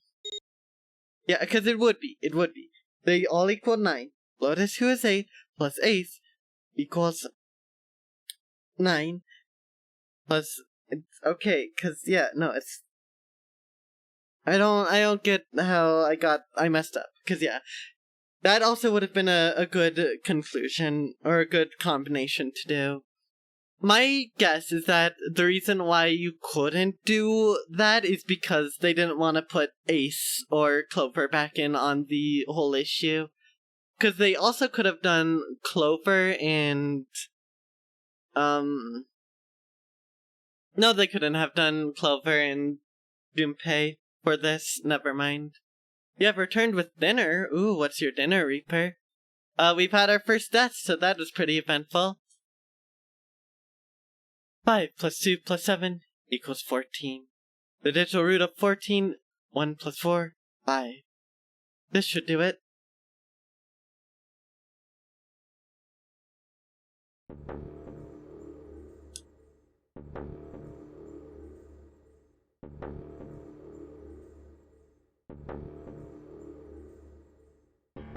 They could do it with 2 other people, although I think they're just minimizing the amount of people needed right now.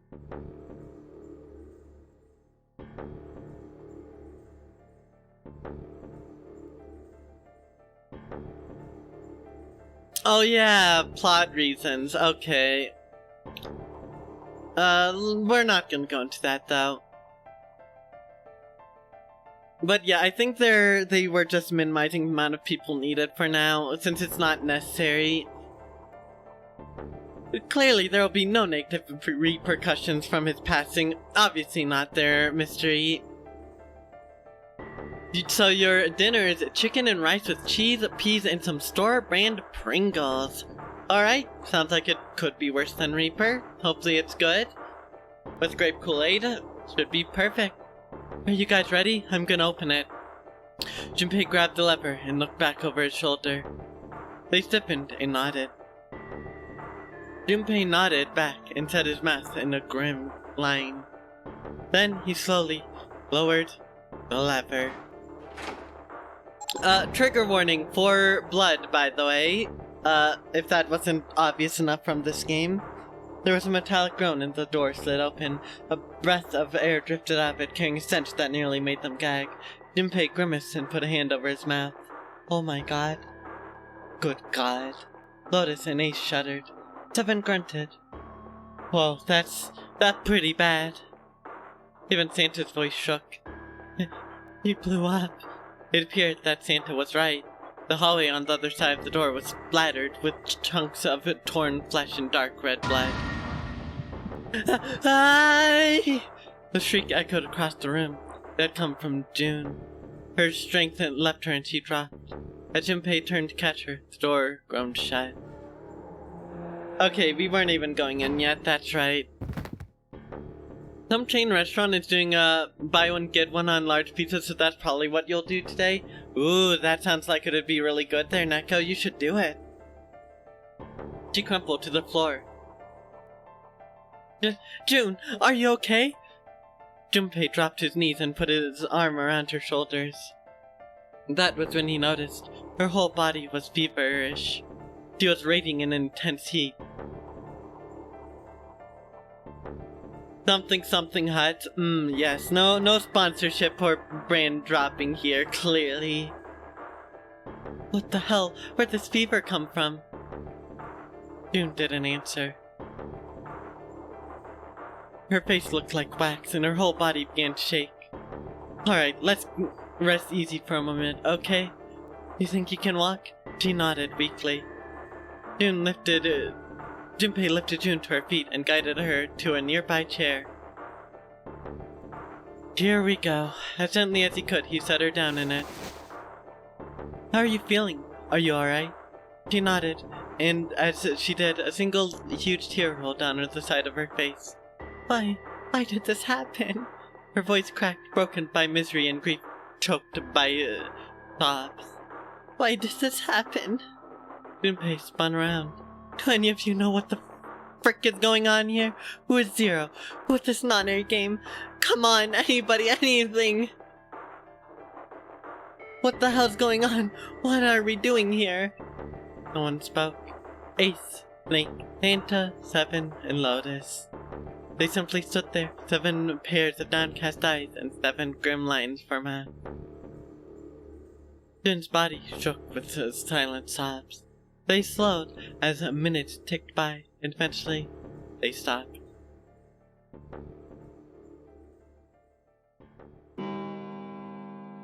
Then, suddenly, in the cold, heavy silence that had enveloped them like thick fog, a bell began to ring. The clock in the central hall. 7, 8, 9, 10 times.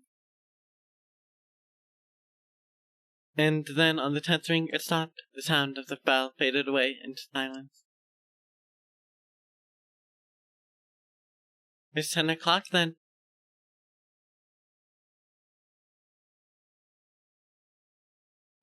More clickbait. We can't be having any clickbait in here. Every single number has to be 9. Every single number. No exceptions. Refunding this game right now. They said what each of them had been thinking. That means it's been an hour since Zero's little announcement. That deep voice echoed across the room. I've already had enough of this crap! Santa leapt to his feet, his fist clenched. How long are we gonna pussyfoot around like this? We've only got 8 hours till this time limit Zero was going on about is up. Let's get going already. Go! Santa's outburst fell on deaf ears. No one seemed to agree with him. As they stared back at him, their eyes blank and their faces tired. Finally, Lotus spoke. No, I refuse. I'm not going to end up like him. Him? You mean the 9th man? Of course. Who else? In his mind's eye, Junpei saw the corpse again. Blood. Oops, wait, I didn't mean to do that. Blood. And pieces of flesh. The dark reddish-black pool of blood. The scattered pieces of flesh. Organs strewn across the floor like the blossoming of a grotesque flower. The explosion that had torn his body through his body had been powerful.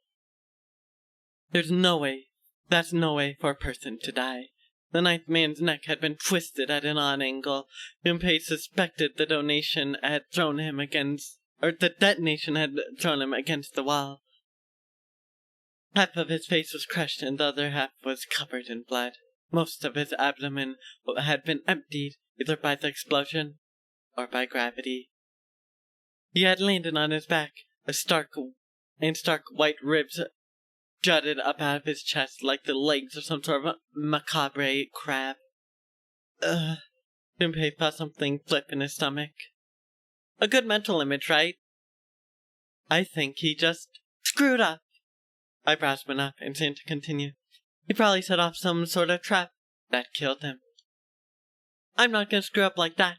I'm getting out of here alive. Whatever Snake was laughing at, Santa did not find it particularly humorous. What's so goddamn funny? Oh, my apologies. You were just so very confident I couldn't help myself. What? I think you've mistaken the situation. Huh?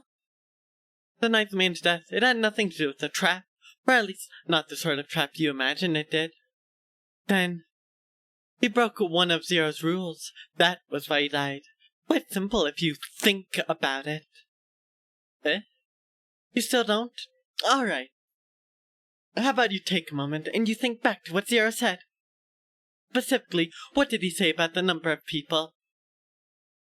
He said only 3 to 5 people can pass through one number door, right? And after that, you've forgotten the relevant part. What did Zero say? Eh? Santa furrowed his brow in thought. Junpei thought back. Zero said that everyone who verified had to go, that all those who entered must leave, and all who enter must contribute, right? I think it was something like that.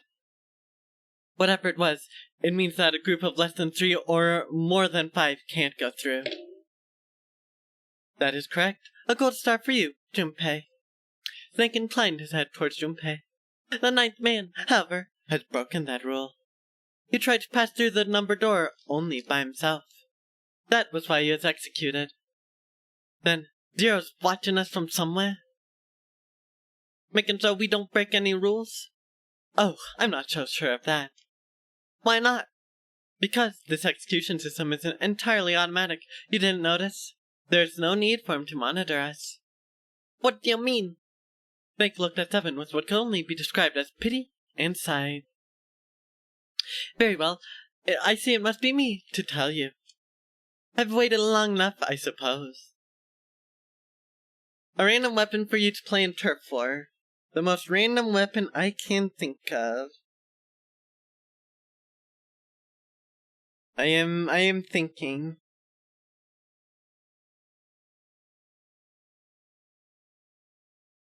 The Splatbrella. Also do the nozzle nose L3D. The Splatbrella and that. I had hoped Zero might spare me the trouble, but that seemed increasingly unlikely.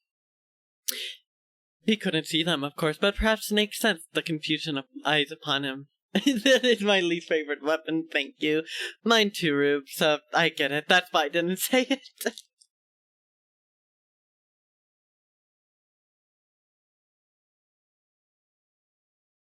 When I spoke, he gave words to everyone else's thoughts. Do you know something? Well, I do know a great many things, but yes. What is it that you know? I want to try playing the normal Splatbrella more. It seems like it could be fun. Although I'm Undercover Brella, my beloved. Yeah, have fun with the sprinkler. Here, Snake removed a card from the pocket of his jacket. A card? What does it say? See for yourself. With a flourish, he presented it to Ace, who took a closer look at it and spoke. Oh, come on. Now, what's the point of giving me this? Give me that! Santa snatched the card from Ace, but his expression of disgust quickly turned to one of confusion. Huh? The hell is this? Seven tugged it out of Santa's hands. I see. Card went from Seven Lotus, from Lotus June, and finally to Junpei. He looked at it and understood. Braille! Braille, the written language of the blind. The card was covered in small embossed bumps. Junpei could recognize it, but he certainly couldn't read it. Sorry, guys, I can't read this. Here, have it back. Junpei handed the card back to Snake, who nodded at him with a small smirk. Okay, that was fun. What's so important about that card? I found it in my pocket. I can only assume it's a message from Zero. From Zero? A message? What does it say? Suddenly everyone was crowding around Snake, desperate to hear what the message said. Santa especially looked as if he were about to grab hold of Snake and shake the answer from him. Snake raised his hand. Calm down now. No need to panic. You don't need to force me. I'll read it. Junpei swallowed hard and waited for him to start. He was not the only one. Presently, Snake began to read, his voice calm. His fingers glided over the bumps as he spoke. Bracelet number 2. Since you are not blessed with sight, I shall bless you, and only you, with information. I shall tell you of the function of the red, the dead, and the bracelet. The red is a recognition device. It will verify your number. Beside every numbered door, you will find a red. The dead is a deactivation device. It does exactly what it says. Once you have passed through a numbered door, you must use the dead to stop the detonator in your bracelet. But perhaps you are wondering, what does this detonator detonate? I'm afraid that this might be something of surprise. I've placed a small bomb inside of you and the people whom you are about to meet. You swallowed it while you were unconscious. I have no doubt that by the time you read this note, the bomb will have passed your stomach and found its way into your small intestine. In other words, you'll be unable to regurgitate it. I suggest you do not try. As I mentioned before, the bracelet on your left hand contains the detonator. Think of it as a remote fuse or a timer for the bomb in your body. There's only one condition which will cause it to detonate. That condition is that you entered a numbered door. Once you have done so, the timer will activate no matter who you may be. You will have 81 seconds. If, after all that time, the detonator has not been deactivated, it will send a signal to the bomb in your body instructing it to explode. In order to deactivate the detonator, every person who had verified the number at the red must also verify their number at the dead. Once all numbers have been verified by the dead, you need only to pull the lever at its side, and the counter will cease. Anyone who does not verify the number at the red will find themselves unable to verify the number at the dead. Don't die to win. Simple. Exactly, Subtle Pup. I'm glad you're catching on. Simply don't die. Also, welcome on in to Zero Escape. How are you doing? I saw you were sick earlier, so hopefully you're feeling better. That is to say, if you should pass through a numbered door without first verifying your number at red, in 81 seconds you'll be dead. You must also keep in mind that the numbered doors will close automatically after 90 seconds have passed. So, as long as the door is open, the dead will not function. You would do well to remember this. Lastly, let us discuss how to remove the bracelets. There are only 2 ways to do so. Oh no, Reaper, what's happened? What's happening with Sploon?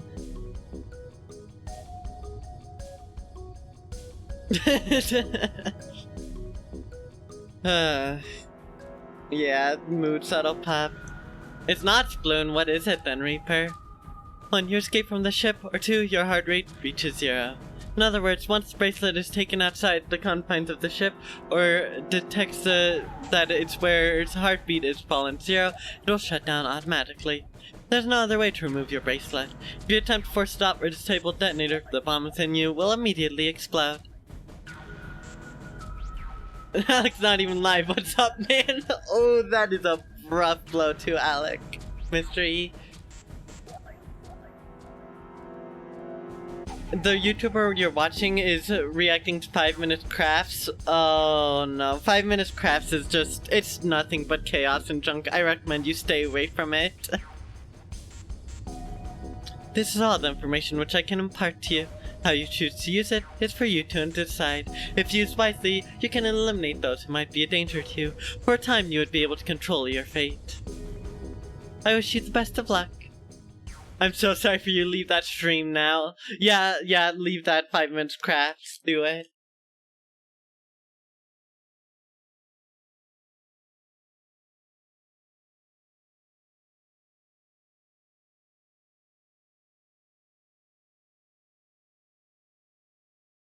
They did have good tutorials at one point, but yeah, now it's just complete random junk chaos.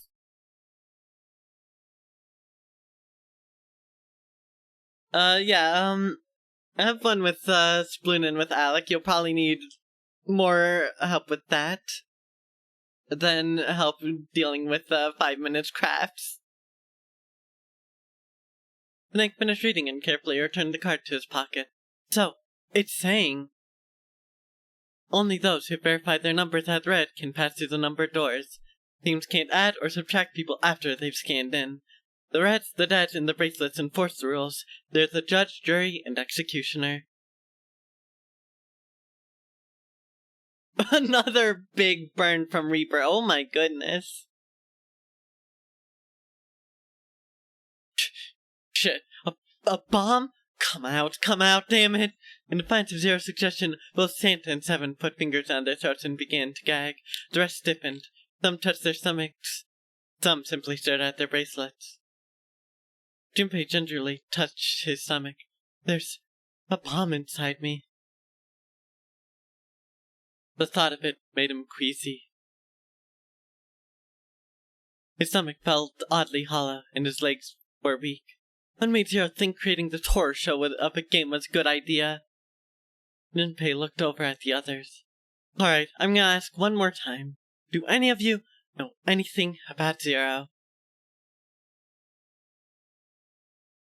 They were all silent, each person waiting to hear what the others would say. Finally, Santa spoke.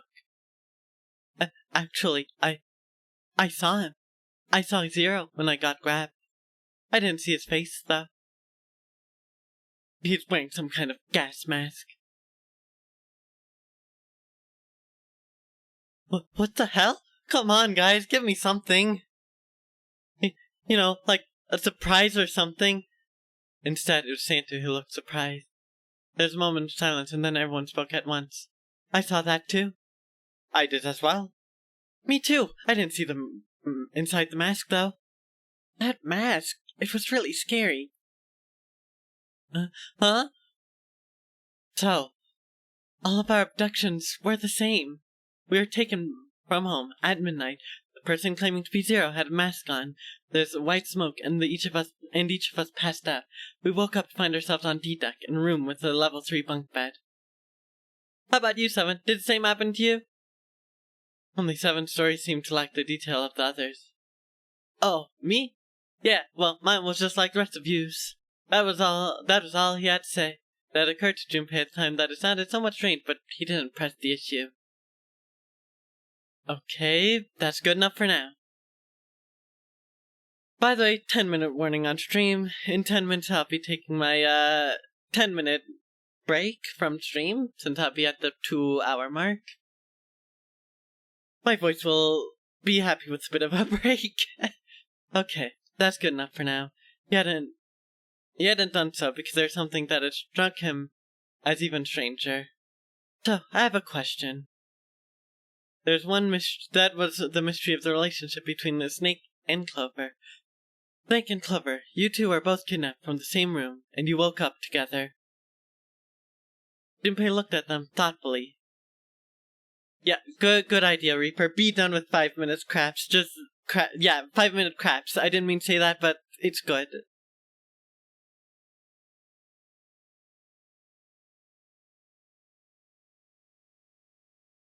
Things you have witnessed were so bad you had to leave the room. Oof. Yeah, good ending, Rube. Good ending, finally getting away from 5 minutes crafts. So, what's the deal with the two of you anyway?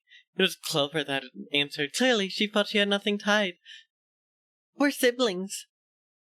Siblings? Yes. Snake's my older brother, obviously. That means I'm his little sister. That really so hard to understand? Junpei was taken back. The others seemed just as surprised. She is correct, of course. He laid his hand on Clover's shoulder. Are you surprised? Well, yeah, but why? There are other people here with connections to one another. Those two, for instance. Snake pointed to Junpei and June. Oh, you mean between Jumpy and me? Ah, yes, you did say you two were childhood friends, didn't you? You went to school together. Yeah. June glanced at Junpei, uncomfortable with the sudden attention. Well, yeah. Junpei felt somewhat nervous as well and tried to scratch his head as casually as possible. Hey, you think we could figure out who Zero is this way? Yeah, you're right. You connect the dots between victims and that leads you right to the part. Textbook stuff. Junpei, June, does any of this ring a bell? Ring a bell, ring-a-ding-ding. They looked at one another, and like it was staged, they both tilted their necks at the same time. Well, perhaps you went to school with the son of a millionaire. A millionaire? Son? Well, someone bought this boat and set it up like this. Whoever Zero did, they must be incredibly rich. Well, can't be sure of that. To me, this seems as though it's the work of an organization, not an individual. Most likely, Zero is simply the representative of a larger group. But what sort of organization we talking about? Could be a number of things. An army, perhaps, or a research group. Perhaps this is all sort of a psychological experiment. If it is, then this is a pretty messed up experiment. I mean, come on, a guy's dead! The word dead hung in the air, heavy and ominous. The room went quiet yet again. I don't know who the hell this Zero asshole is, but I know he's gonna be pretty messed up in the head to do all of this. If this is all one guy, then he's got some serious issues. Even with the specter of death hanging over them, their discussions continued for some time.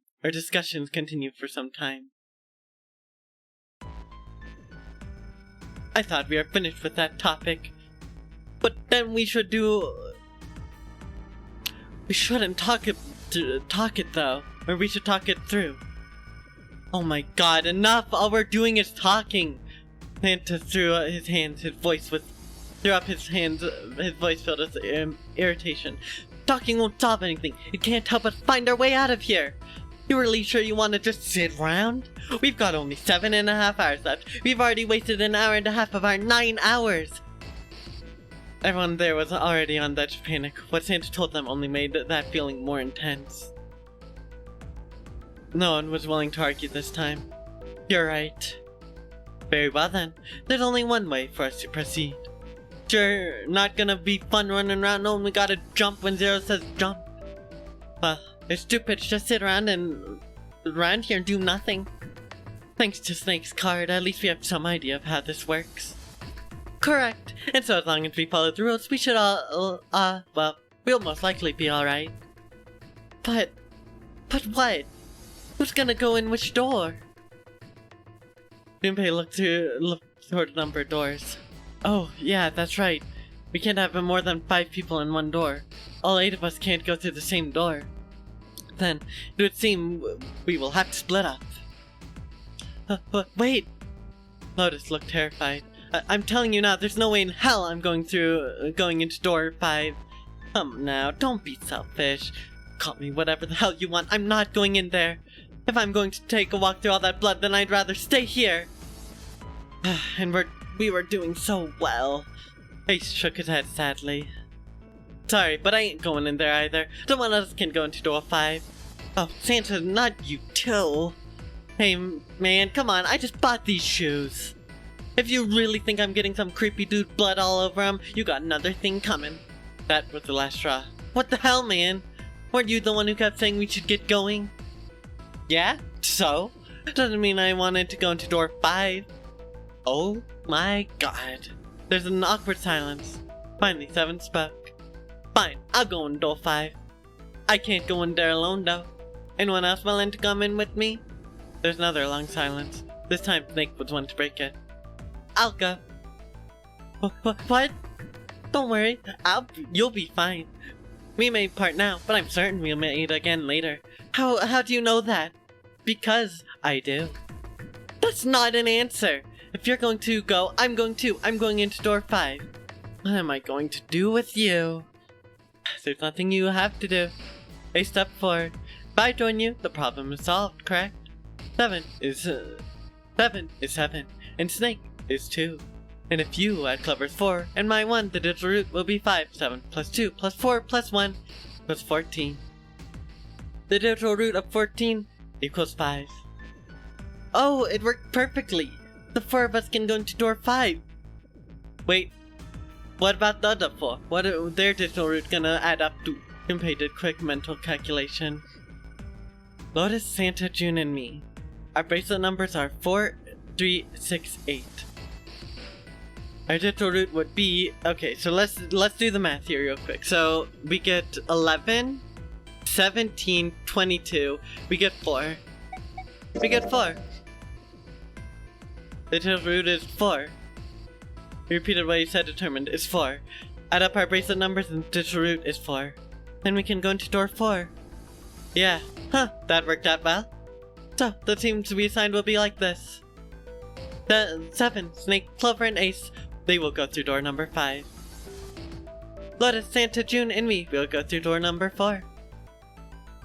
Are these really the teams I want?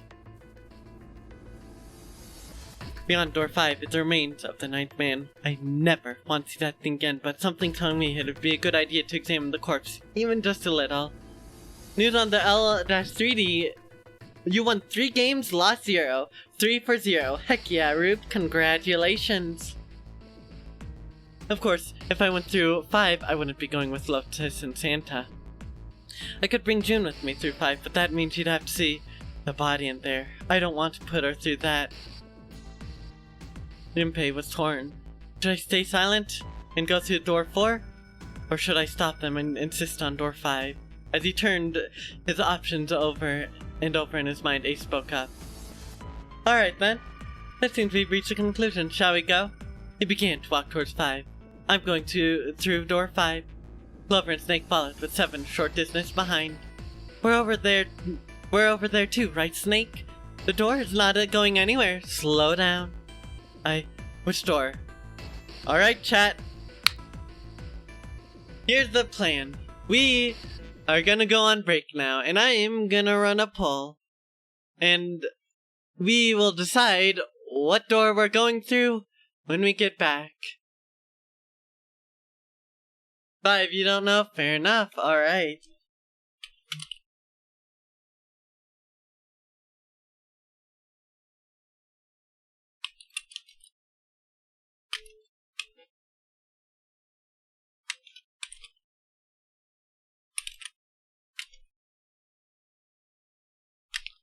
Alright, so the door of that we are going through. Okay, so with that, thank you everyone for watching up to this point so far. Make sure to vote on the poll. We'll come across the door 6 at one point, Rube, so we'll get to see it, don't you worry.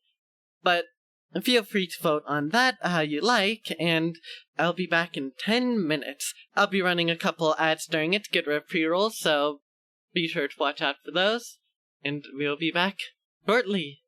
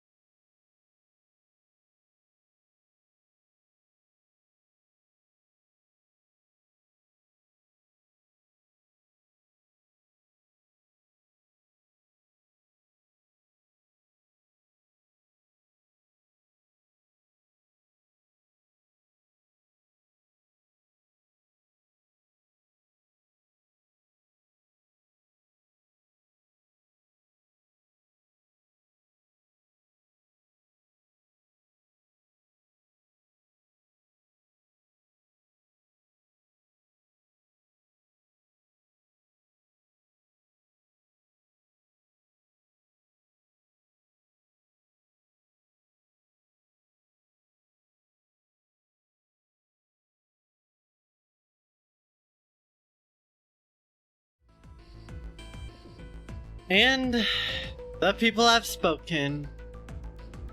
We're going through door number 5. Y'all are messed up. No, don't take that personally. Hey, wait! Junpei's cry echoed across the room. The 4 people walking toward the door stopped and turned back towards him. By the way, congratulations, Rube, for the 1 kill with the Splatbrella. That's genuinely impressive. And also, it is basically choose your own path, but spooky edition. I want to go through door number 5 too. The words were scarcely out of his mouth when June spoke up. What are you saying, Jumpy? If you're going through that door, then I'm going with you. He turned around to look at her. No, you can't. I can't take you with me. Why? Well, you know what's in there, don't you? Are you sure you want to see that? Well... Junpei opened her mouth as if to say something, but instead closed it again and looked at the floor. Junpei felt an ache in his chest at her clear distress, but the choice was not his to make. There's nothing else he could do. Junpei turned away from June, doing his best to silence his turbulent emotions. Please, let me go through door number 5. Nevin scratched his head and looked at the young man. Man, now we're right back to where we started, you know that? Junpei's bracelet is 5, right? If you were going to add Junpei, then we must subtract 5 from the rest of us. Snake turned to Ace. Ace, please take good care of Clover. Oh, alright. That's fine. 1 plus 4 equals 5. What?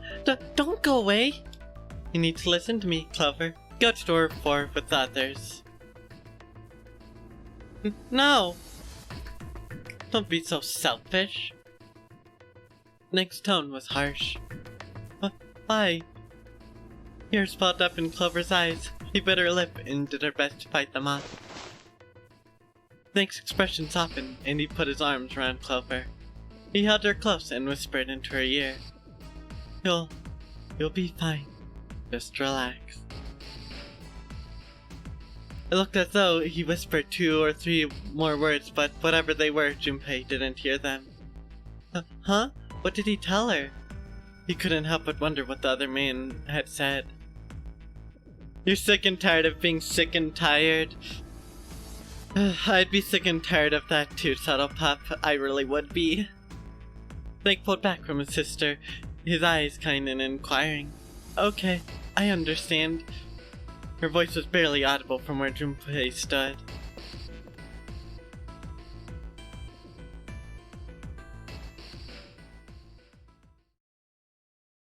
Before long, new teams were assembled. Let's make sure we got this straight. Those going to door 5 are me, Seven, and Snake.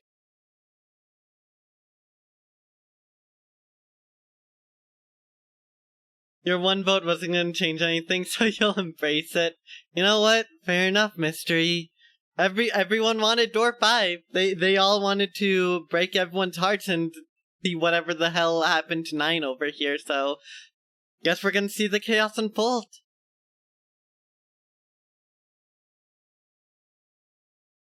Those going to door number 4 are Lotus, Santa, June, Ace, and Clover. The digital route is that it is. I will have to do all the paths eventually. You're right on that. That is my intention, to see every single path to the end, okay? This is technically the illusion of choice, but I think it's fair because there's going to be a long time before the next time we come back to this choice. So this choice will have an impact on the story, just so everyone knows. With what ending we get.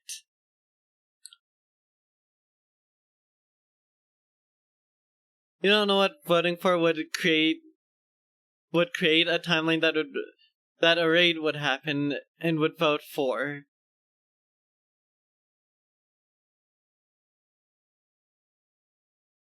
Wait, repeat that, Subtle Pup, because I don't really understand what you're saying there. Alright, let's just do it.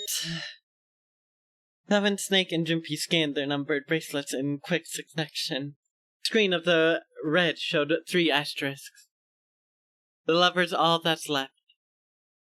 Okay. Alright then, let's go. Junpei glanced around one last time, his hand resting on the lever of the red. Okay, please be careful.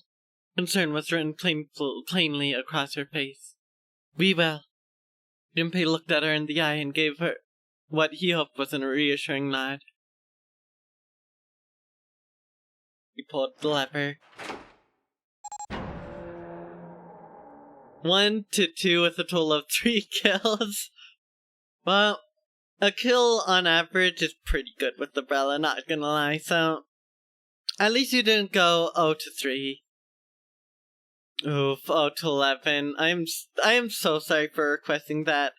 You know, that was probably worse than getting the nozzle nose, so I'm sorry, Rube. If you ever want any more suggestions, definitely give me an ask, and I'll give you something truly terrible. Neither you're tired and your mind is fried. I get it, Subtle Pup. It's okay. Okay. Then, in that case, do the Gluga dualies. I wouldn't hit you with another Bella regardless. Yeah, do the Glugas, Rube. Also, Slasher Deco could be fun, and good practice for Rube, since Rube's been playing with slashers. With the sharp clack of a lock releasing, the door swung open. And it's open. Ahead of them, in small hallway, were the pitiful remains of the 9th man. Ugh. That's messed up. That was the 9th man. Alright, good luck, Rube. For a moment, Junpei froze. Try as he might, his eyes would not leave the corpse, and his feet would not leave the floor. 7, too, seemed paralyzed. This is your way of slowly buying all the weapons? You know what? Makes sense. Buying random ones at a time, seems like a good strategy to me. Think, on the other hand, seemed unconcerned. He walked calmly down the bloody hallway, and only stopped when he realized his companions were not following him. How can you... Yeah, Snake does have a cheat code. He is blind. I mean, unless he also lacks the sense of smell, he still has, like, some amount of, odd composure, but the blindness absolutely helps. Well, do you intend to kill me? I assume you haven't forgotten the door only remains open for 9 seconds, have you? He hadn't even bothered to turn around. His head was, at most, slightly cocked towards one shoulder. Sorry. Let go! Sorry, Junpei and 7 looked at one another, nodded, and threw themselves through the door. As they did, a cold tone sounded from the left wrists of all 3 men. Whoa! 7 and Junpei looked down at their bracelets. On both of them, and on Snake's, a red skull flickered to life. Damn it, the countdown started! They had scarcely processed the information when... Oh, lovely. With a metallic slam, the numbered door behind them swung shut.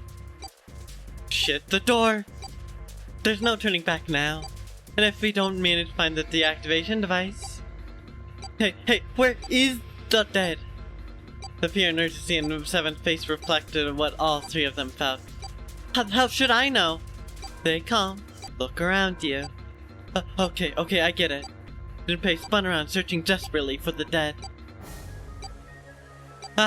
He found it easily enough. It was on the wall next to the closed door labeled 5. Found it, right here. As he yelled, he struck the scanner with his hand. The other 2 scrambled to follow suit. As soon as they finished, Snake threw the lever down.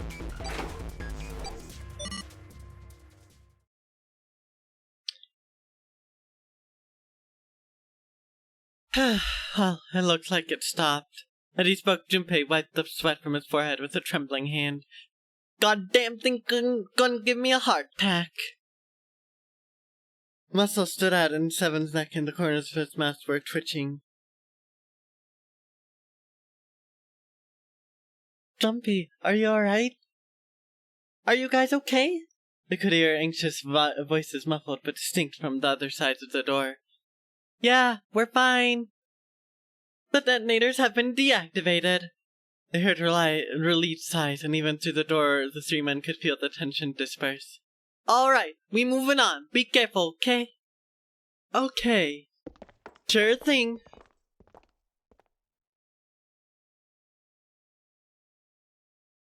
No one blow up now.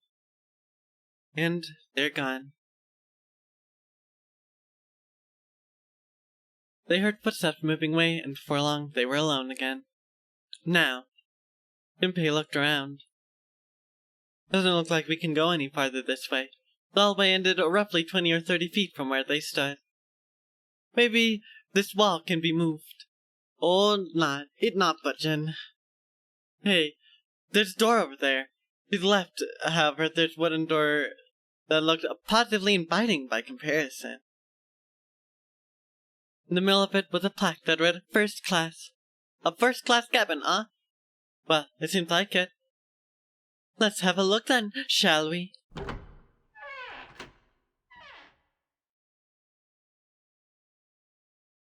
Alright then, let's go. Yeah. Without hesitation, Snake opened the door and stepped inside. Seven followed closely behind him. Junpei moved to follow them as well, but he stopped just short of the threshold and looked back, not knowing why. I don't want to look, but lying in the small hallway was a man's body, or at least what was left of it. He tried hard to avoid looking at the grisly scene, but it just wouldn't leave his mind. It's so horrible. I can't even tell what's what. What had once been a man's internal organs now looked like so much vomit. As though something had chewed up and spit out the better part of his torso.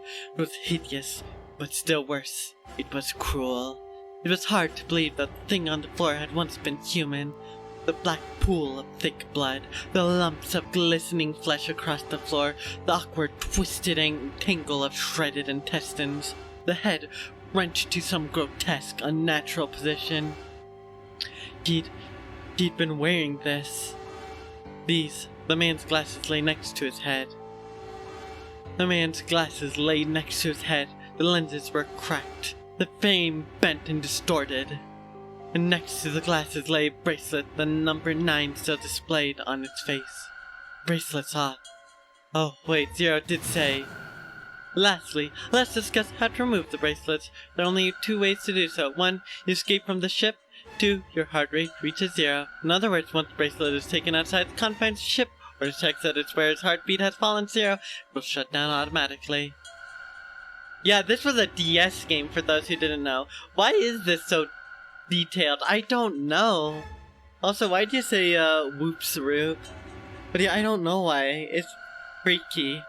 The bracelet comes off when you're dead. What the hell?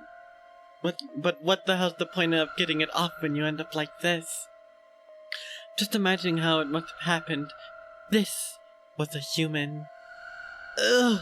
Suddenly, Junpei felt his stomach convulse, and a knot of muscle gripped his throat. Oh god, I feel like I'm gonna puke. I gotta get out of here. He clapped his hands over his mouth and ran to the first-class cabin. And the atmosphere changed immediately. The room was gorgeous, and despite the apparent age of the ship, none the worse for wear. Huh? Where did they? He looked around. Seven and Snake were nowhere to be seen. There were 2 doors on the right side of the room. He opened the one on his right and went through. Oh, yeah, because of all the blood. A small little oopsie happened in there, I guess. Thanks, Zero, for that one. Through here, on the other side of the door, was a short hallway. He jogged down the hallway, opened the door at the other end, and peeked through. There they were, to his right, busy examining something. Huh. A little bit of monkeying around goes wrong. Just a hint of it. There were some slight consequences to very slight actions.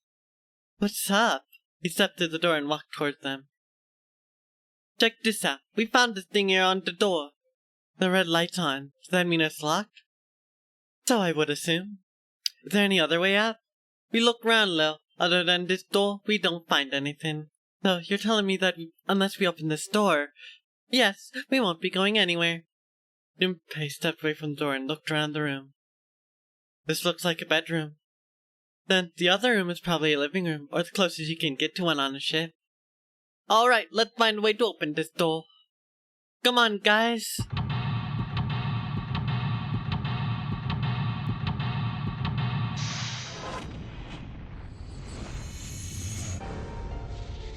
Two and a half hours in and we're in our first proper escape room.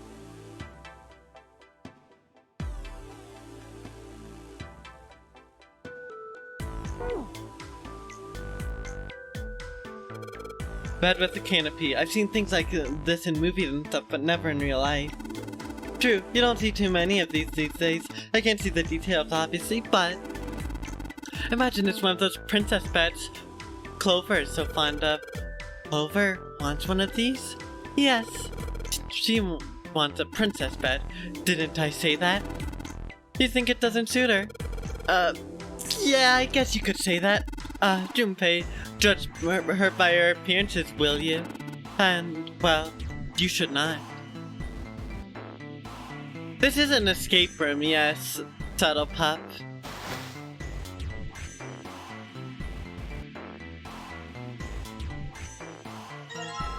Score plate, alright. It took Junpei by surprise. Snake, usually so calm and collected, suddenly began to move. He stared at the room, almost frantically, clearly looking for something. No, Junpei thought, not staring. After all, he's blind. Blind or not, Snake was clearly attempting to do something. It's an escape room with chance of death. There's not really a difference. I think it's more, it's just adding a bit of entertainment flair to it, you know? Same thrill of roller coasters, right? Clearly. At last, Junpei could no longer contain his curiosity. What's wrong? You got all weird all of a sudden. Snake waited a moment before answering. A bit of an incentive, if you will. Exactly, mystery, you get it. I heard something strange. Something strange? Well, never mind. It doesn't seem to be anything suspicious. I don't wish to toot my own horn, but my auditory senses are considerably more advanced than those of most humans. I noticed even the slightest of noises. Right, are you gonna tell me you can hear a needle drop from a mile away? Ha! No such thing would be impossible. However, by listening to the sound of footsteps and breathing, as well as the sound of echoing off the environment, I can locate most objects. Oh, yeah, that's right. When Clover fell on the big staircase a while ago, you were at her side immediately. That was... Yes, I could hear it happening. In fact, I can run quite fast, certainly as fast as you. And should someone attempt to start a fight with me, I'm quite confident that I could defeat them. Really? Junpei was somewhat taken back by this revelation. He stared at Snake, skeptical. You don't believe me, do you? Care to give it a try? I must warn you, you'll no doubt regret it. Well, I suppose that's enough playing around. Let's resume our search, shall we? It's cool that he can literally echolocate for some reason. With a small, self-satisfied smile, Snake turned and walked away from Junpei. A white desk feels kinda fancy.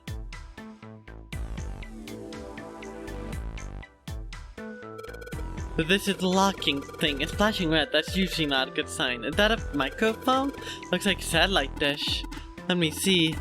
Well, judging by the feel of it, I'd guess that we're meant to produce some sort of sound. And this device will sense it and unlock. Alright. It's totally a tape with mirror. Ah yes, you know that sort of thing is known as a vanity. Were you aware of that, Junpei? Of course, vanity also refers to self-love, conceit, and narcissism. As such, you could say that every day, when a woman looks into these, she's staring at her own conceit and narcissism. Doesn't that strike you as terribly sad? A little, I guess. Yep, totally empty. Let me see, says the blind man. Of course. What's this? This isn't a score. It's a map of the ship? A map? There's a map of the ship here? Yeah, then I imagine it will prove very helpful. You'd best hold on to it, Junpei. Map screen. Yeah, only viewed during story sections. The ship's floor is plain, which... Okay. Left stick and A. Okay. Interesting. Thank you for the lurk mystery. Hopefully you have good rest of the time with whatever you're doing. I need to play the Titanic song, The Boat with the Partiture. True. Clearly that's what I need to do.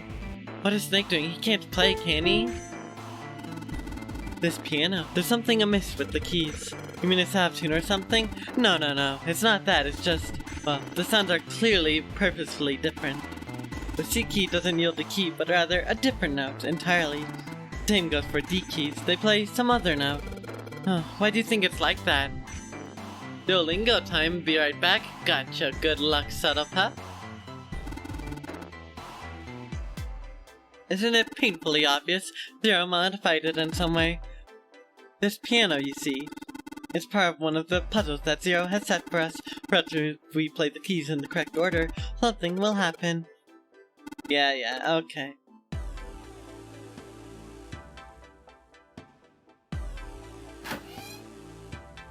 What's over here? A safe. The safe is locked. It's one of those dial locks. It doesn't have a key. We just need to get the dials in the right place and it open. Did you find anything, 7? Nope. How about you, Snake? I've also found nothing. Another score. A leather suitcase. There's nothing inside. I can tell by the weight and makes no noise when shaken. Alright. This is where we came in, I think. It's a heavy piece of paper that's been folded in half. There's score printed on the front of it. Score, that's gotta mean musical score. If that's true, then score we just found was probably in here. At least at some point.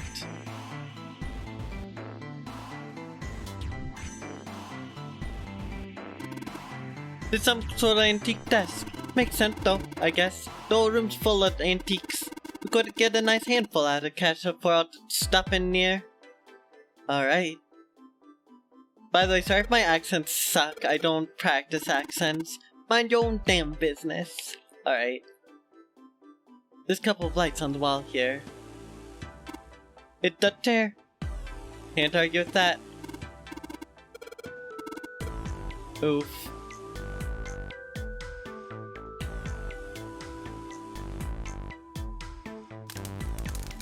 Oh, lovely. There's an iron gate in front of the fireplace. There's something behind it. I don't reckon I can use the sheets there. Looks perfect for you.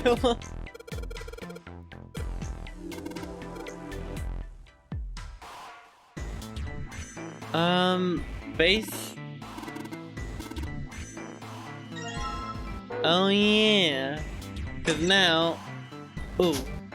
Another freaking score. How many scores are there? A G. Oh, it's musical notes. Okay. This suitcase is made of leather. Nothing in it. Nothing in there. Okay. Idea. It's a toilet. Doesn't seem to be anything in the toilet or tank. Well, that's unfortunate. No, okay, so nothing in the tank. Nothing in there. I guess I'm backing up for the time being. The water's dirty, but the rest of the bathtub looks comparatively clean, almost like the dirty water was moved there from somewhere else.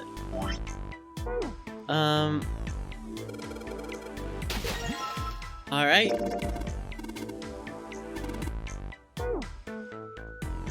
What else do we got? Lights. Nothing hidden in there. And there we are in the mirror. What a pair. A college kid and a terrifying giant of a man in a beanie. Oh my gosh.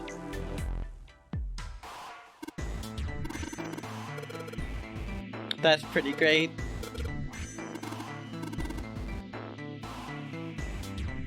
Alright.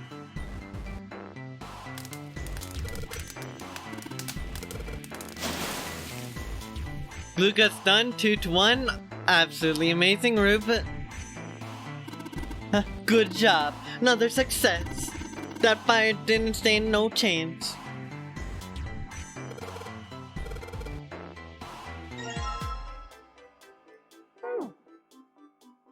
As Jimpy tucked the plate into his pocket. Oh. 7 cries out and stumbled, his balance lost. He threw out a hand and caught the wall in time to steady himself and avoid the floor, but his face was flushed and he looked startled. Hey, 7, what the hell was that? Are you alright? Yeah, I'm fine. Just felt a little dizzy, that's all. Seven rubbed a couple of fingers across his brow and then shook his head as if to clear it. What the hell's wrong with me? First memory loss, now I'm getting dizzy for no reason. Memory loss? Junpei couldn't hide the surprise in his voice. 7 first part seemed unconcerned. Oh, yeah, guess I didn't tell you, huh? I told the rest of them before we ran into you on the stairs. I told them I couldn't remember a damn thing from before I woke up. Didn't realize I hadn't told you. Whoa, wait a minute. You're talking about amnesia, right? You hate Zipcaster, let's see how Slosher Deco goes. I believe in you, Rube. Just fun little tip, you can get to some really obnoxious places on maps and then abuse the Slosher's range and projectile spread to hit people that otherwise couldn't retaliate. Well, why are you an amnesiac? What happened to you? If I knew that, I wouldn't really be one, would I? Oh, yeah, I guess that's true. Junpei paused for a moment and stared at 7. Are you telling the truth? Well, you look pretty calm for someone who doesn't remember anything. Amnesia in a Spike Chunsoft game? Big shocker. I know, right? With Amnesia, like, it's not like they do this every single game they have. Well, I mean, I was pretty confused when I woke up down on D-Deck, but that was a while ago. I've had some time to get used to it. After all, figured it wasn't worth the trouble worrying about it. After all, why worry about something I can't even change? Well, people usually don't stay amnesiacs forever. I'll figure it out. I figure it'll work itself out eventually. That's it? That's it? Alright, that's enough talking for now. Let's get back to work. 7 gave Junpei a look the younger man wasn't sure how to interpret and turned to walk away. How are you fine with something like that? Somehow though, Junpei didn't find his reassurance very assuring.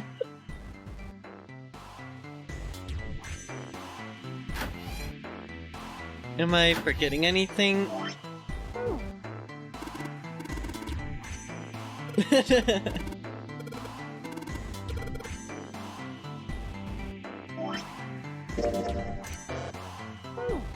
I can't combine those.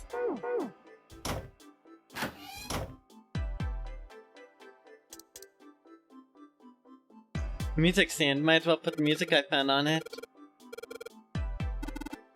What's wrong? Well, I put them on top of each other, but they look odd. Doesn't really look like a song. Then, in all likelihood, we haven't found them all. We need to find more glass plates. Okay, well in that case, wrong one. Am I missing anything?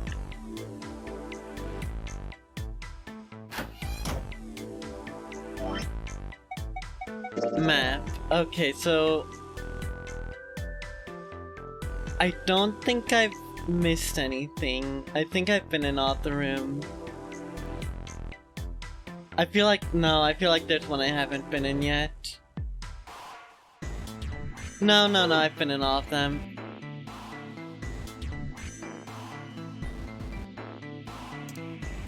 So I guess I need to look around more. Is there anything else to do here? I hate double E leader.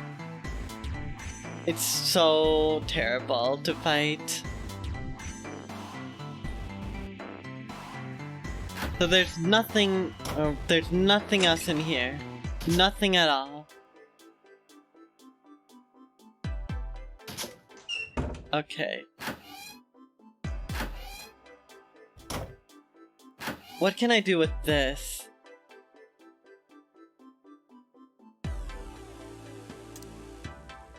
There's gotta be something I can do in here, right? Oh wait, I should actually save before I forget.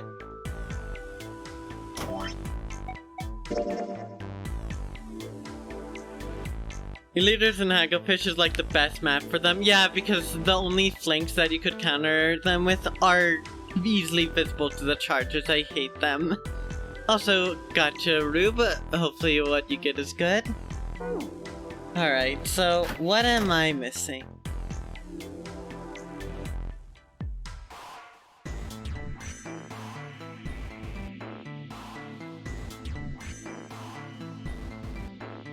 There's something I'm missing, obviously. There's this.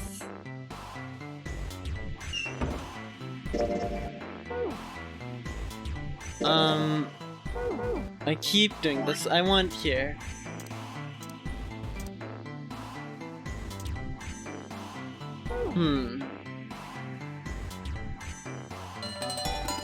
Huh. Thank you for the hydrate setup, Pup.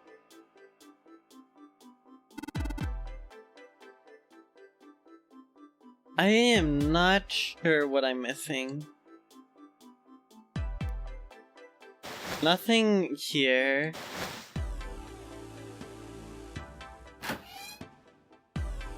I need to think this through. What about the bathroom? Wait a minute.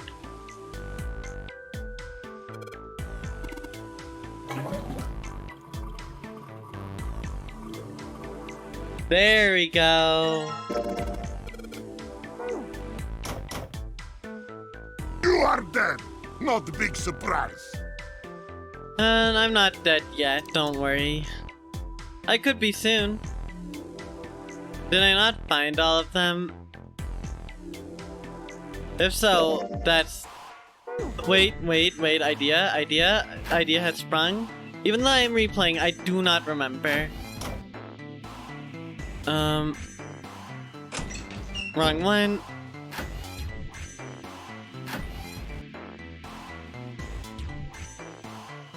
Nothing? What? Rolling.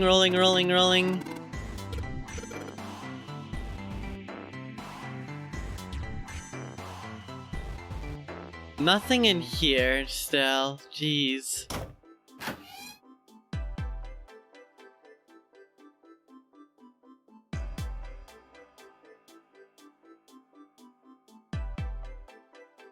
So if I still don't have all the plates...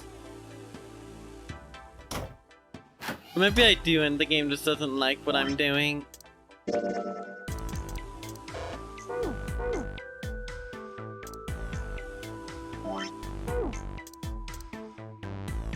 No, okay, I think I need...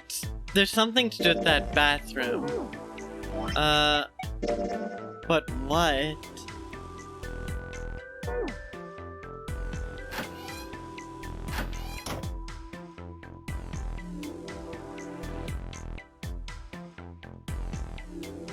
Can I do anything with that? Evidently not, I guess.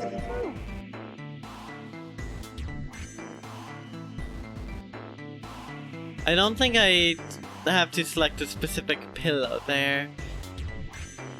Let me think this through, because clearly I'm missing something. 999, but Junpei is a Time Lord and it takes forever. Please, no, not Time Lord shenanigans.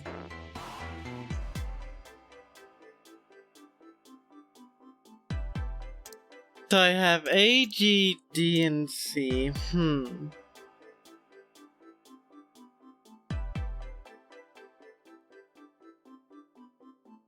Oh gosh.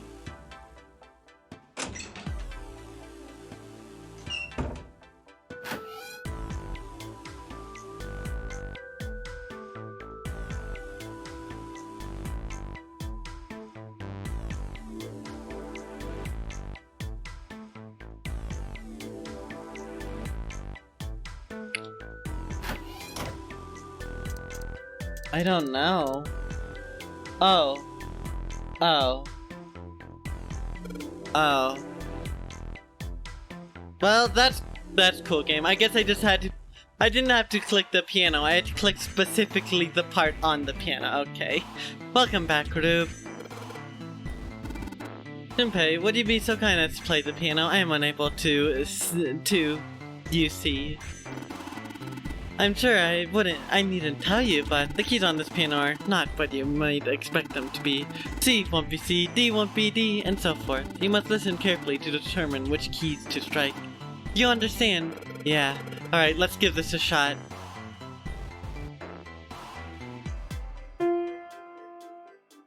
That's right.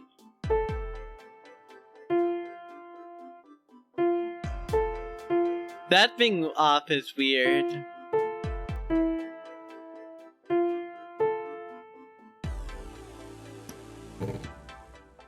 Okay, that just doesn't work.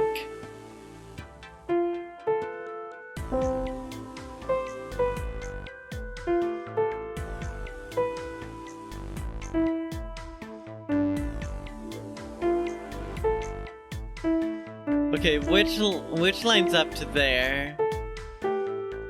Oh wait, that one does. Okay, so bum bum bum. Not that, evidently. So, and then we go back to this one, this one, this one. Damn it. Oh, it's this one. Okay.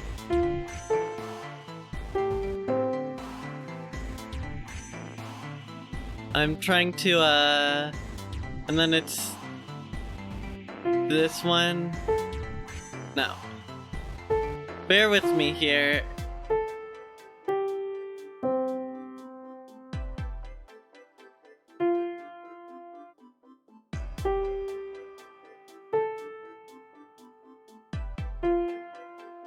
Oh, that's what this song is. That makes sense. This piano is so out of tune, but it's so tuned. See, the thing is, it's all tuned, but it's tuned so the notes aren't right. It actually is probably a pretty old piano. Alright, so...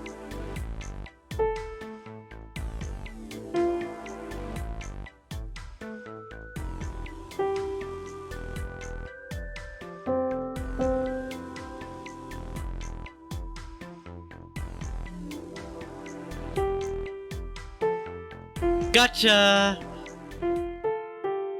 Fair enough, Subtle Pup. I don't know, seemingly it seems pretty good, in pretty good shape regardless, which is surprising. And we're done, music is not my forte. Wait, what was that noise? Junpei, we did it. Looks like it worked. There's something unlocked over by the exit. Let's go. Good plan. Stand, bow, be seated. Well, I guess he hadn't forgotten that. I forgot to do the accent, whatever. At least Snake thinks it's funny. Yes, I suppose that was the classroom bell, wasn't it? I don't imagine that's what Zero was thinking, however. No.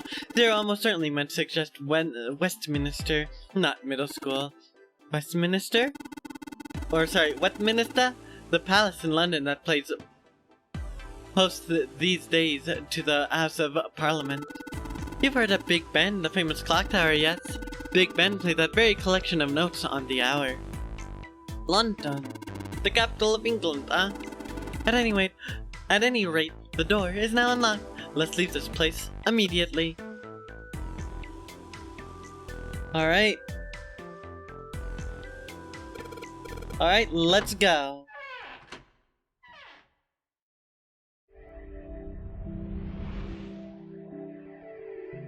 The best out-of-tune, in-tune piano I've ever played. Alright, let me take a hydrate real quick. Perfect. He came out the door and into a long, straight hallway. Another hallway? He paused for a moment and turned around to look behind him.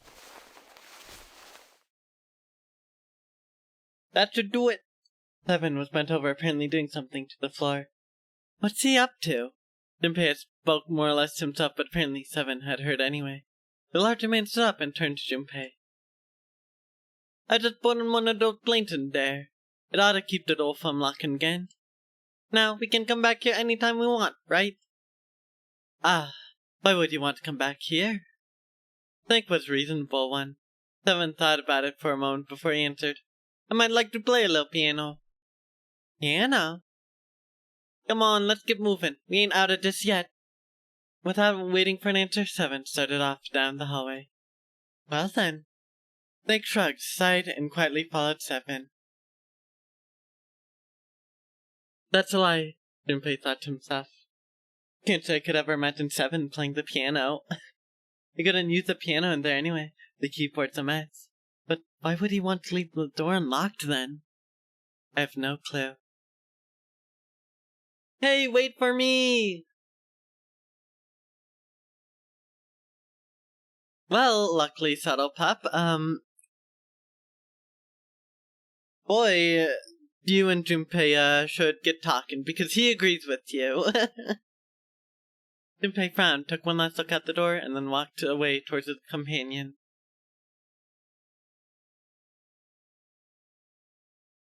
After some time in the hallway, they emerged into a larger, more open area. Whoa, a metal grate? A large metal grate like the door of jail divided it in half. Why is this thing— ah! They shook it for a while. But as they expected, it did not move. Figures. Seven. Oops, sorry. Are those elevators over there? No way to know if they're working or not from over here. Thank you for the Hydrate Reaper. Appreciate it. Oh, there's a door just to the left of this grate. Unfortunately, however, it was locked and refused to open. Sounds like it's locked. Yep. Junpei took a moment to examine the left side of the room. Stairs leading down. They're blocked by the grate, though. But this here seems accessible, so we can open it. Nah, I think it's locked too. Look, in the center of the door was a small keyhole. Next to the keyhole, a small symbol had been carved into the metal. What's this mark? The female symbol? He wasn't quite sure what to make of it. Snake, naturally, was somewhat more sure. Ah, the Venus symbol, I imagine. Do you recall the similar symbols near the large central stairway? They reference many of these solar bodies. Oh, that's right. The Sun, Saturn, and Earth. So, as you can see, that one is likely not the woman symbol, but a Venus symbol. So I assume. Hold on. Where's Seven? While they had been discussing symbols, Junpei now realized Seven had slipped away. His absence now felt. Snake and Junpei turned to look for their missing companion. Ah, there he is, down the hallway. Seven had left them to head down the hallway, extending to the right of the stairs. This way, Snake. Follow me. Junpei grabbed Snake to lead him in the right direction, and they both headed off after Seven. Before long, the three of them stood in front of a door. I wonder if this door will. It was a French door. How about that? It opens. Junpei tested the door and realized that, unlike so many others that they encountered, it was unlocked. Surprising. Almost as if he was afraid it would suddenly lock itself, Junpei threw open the door. Slasher Deco 2-1? Killed 0 people using zip? Well, you know what? 2-1 is still good. Congratulations on the wins, Rube. Stepped inside. Oh boy. Oh wow. It took only a moment for Junpei to take in his new surroundings. Is this some kind of casino? Sure looks like one. More weapons. Okay. So we've gotten shooters, dualies, slashers, umbrellas. Let's make it the dynamo roller. Dynamo and Bamboozler is what your input is this time, I suppose, Rube. Good luck. Before Junpei could comment further, a noise from behind him made him turn around. Snake was shaking at the door they'd just come through. Well, this is troubling. As Heaven and Junpei watched, he threw up his hands in frustration and kicked the door for good measure. It seems we are once again locked in. There's no reason to panic, however. Even if that door was open, it's not like we had anywhere to go that way. So, we must find another exit then. Alright, guys, let's split up and search this room. Come on. No dawdling. Let's go, quickly now. Yeah, I can tell, said old Pop. And I am too, slightly. I actually like Blukas. They're my favorite weapon to play right now, which is very unfortunate. Dynamo Roller, though, yeah, pain. Anyways, escape room numero uno, everyone. Technically, numero dos, not uno, numero dos. But then also technically numero tres, whatever. Whatever, it doesn't matter. Part 5.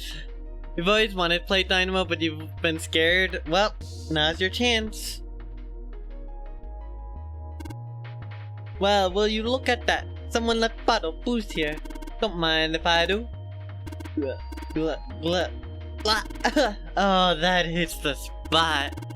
Feels like my throat's burning. Yeah, don't vertical flick with Dynamo. It has the lowest kill time of any weapon in the game. You will die to it. Or, you will die for it. Damn, he really drank it. We don't even know how long it's been there.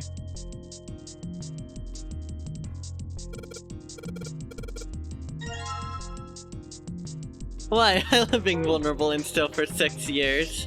Yes, every player's dream. Alright, we're getting a lot of playing cards.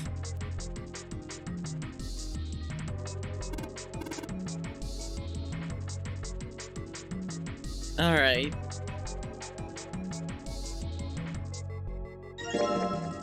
Three of spades. Check out that thing glass. Oh, beautiful. What? Huh? Stained glass is colored pieces of glass placed together in a frame. As I've said many times before, I need only to touch it to know. At least I can discern the basic structure. Poor Snake. The square table looked like mahjong table. You play at mahjong, Stephen? Or Stephen 7? Maybe. I don't remember exactly, but I do remember a couple of hands in some duels, so figure must have played it at some point. Excellent. Once we've vacated this vessel, I should like to play a game with you. Can you, play? So long as you tell me which tiles I am eliminating, yes. I believe I have at least enough skill to defeat an amateur. However, I must ask you to remove the red tiles when we play. I get why. That's pretty good. It says 1 on the plate. I've got the symbol for heart, spade, and diamond here.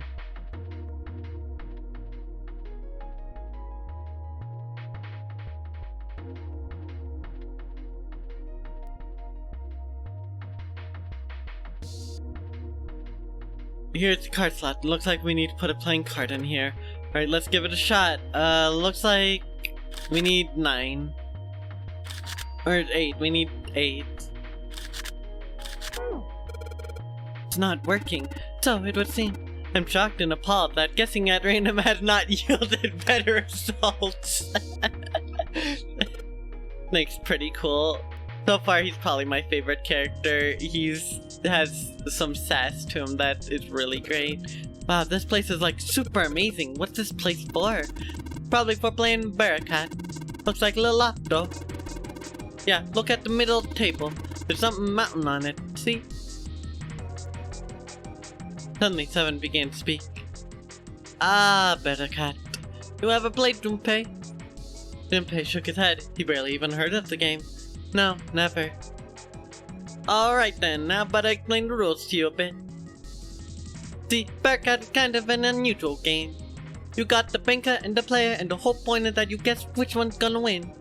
And whether the banker or the player wins, it all depends on their hands. The way each hand works different from other games too. See, you take the number from the ones you place after you add up the value of all your cards. Whoever had the number closest to 9 wins. If your number is smaller than your opponent's, you lose. And that's it. That's the explanation. Got it? Well, actually, there's a lot more to it. Strategy, details, that sort of stuff. But what I just told you sums up the core of the game pretty well. Single digit sum of all the cards you have. The strongest hand is a 9. And the weakest hand is a 0. You just ignore the numbers in the 10 spot. Do you get it? Yeah. It hadn't been asked for, but Seven's explanation rushed, so it had been, but helpful. Well, maybe half of it, even enough. I got a chance at winning the game if I played now. However, we have no way of knowing if the puzzle in Bearcat table makes use of those rules and if it does, in what manner. Then I guess we try everything. Feeling more confident, if only slightly, Junpei approached the Bearcat table. So I need 9. So, it's Bearcat table. What the hell else would we do? I'll stop one about it. Real simple. What the opponent's hand? 8. So we have to get 9. Yeah, okay, I get this.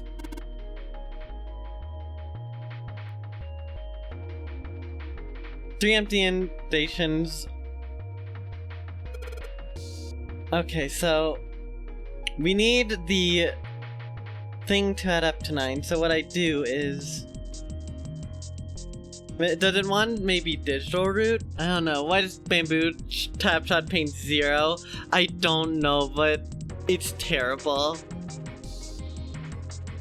Also, I hope me rushing through the dialogue there didn't cause any issues. I keep accidentally doing that.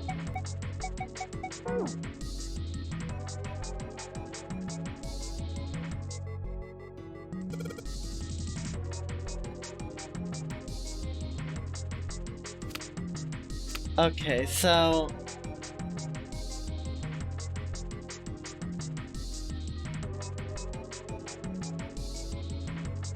I don't... Okay, we have this over here. Ooh, another card. There's a weird looking thing floating in there. If I could light the firewood somehow. I can feel a frame here. What sort of painting is it? Clouds, maybe? Clouds? Well, maybe it's a rabbit. A rabbit? Well, if it's not that, it might be a close-up of some teeth. Oh, I guess there's actually nothing there. This blank piece of canvas in a frame. I see. That's strange.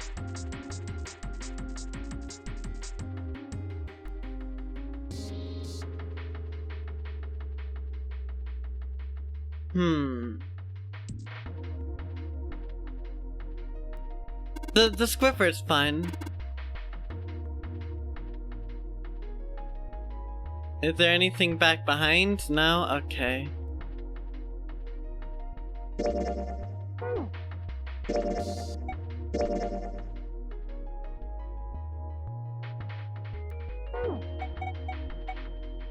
Does it say anything about... No.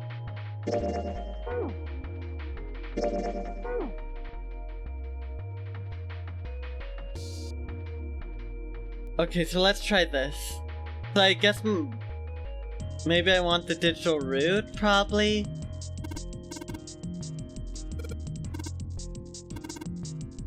Oh.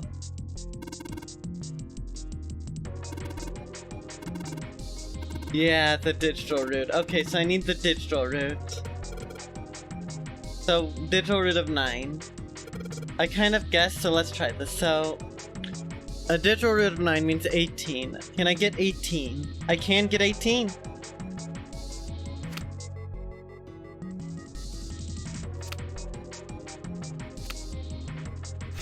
Gotcha! Alright, if I just put down these 3 cards. Yes, open for me. Great. You did it, Junpei. You think it's telling us to take the 8 card? Come on, let's grab it. Perfect. Okay, now what I can do is come over here. Put in the 8 card. And in you go. Hey, alright, it opened up. Seems we have another device to contend with, yes? So, 3 slots in this one. Oh boy.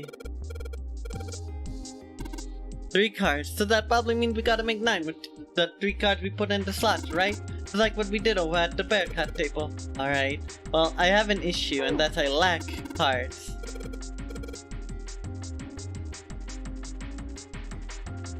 So, clearly I'm missing something. So what else is there?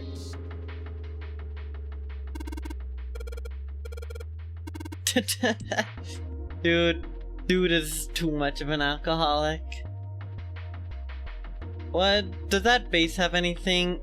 Evidently, that base doesn't, which is kind of weird, but okay. Can I grab these? Oh, they're just glued there now, okay. And then about these.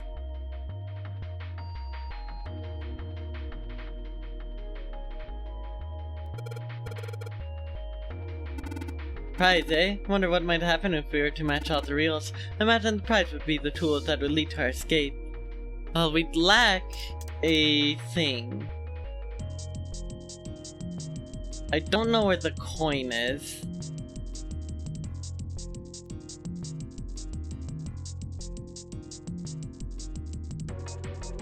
Cause I assume we need a coin to run it. We also need to turn that on. You actually really like the scripper, so you'd have asked for another weapon. Oh, so you just want to torture yourself is what I'm getting.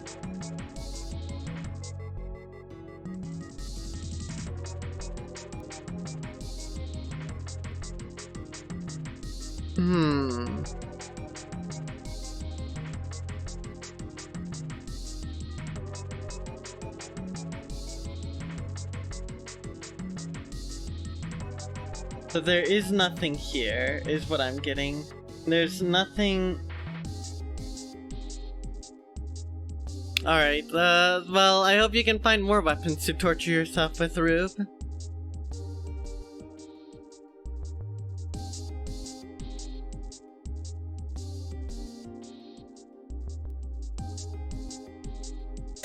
Oh, wow, I can just turn those on. Okay. Wait, when those 2 lights turned on, I heard something from the bottom of the fireplace. What was that? I heard something down there. Oh, coins.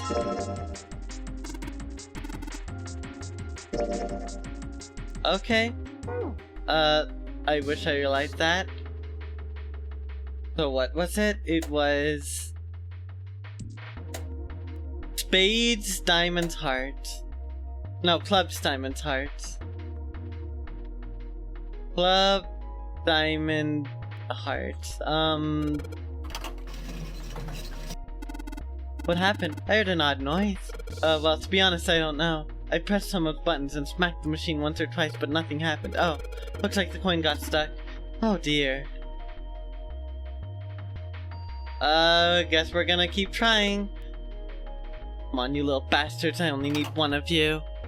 Have any other gruesome events transpired in your wake? I had to play Barracat, so that was pretty gruesome, I think. Not quite as bad, though.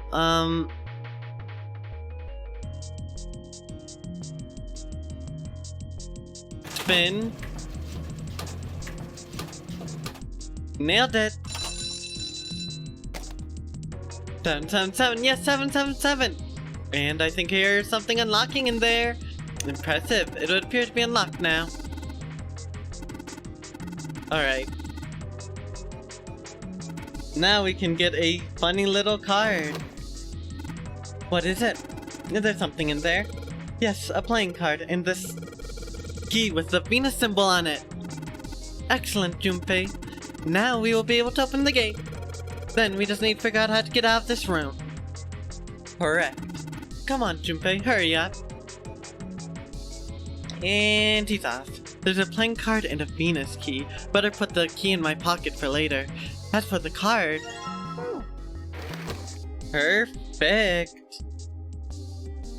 That should be exactly enough. Yes, it is.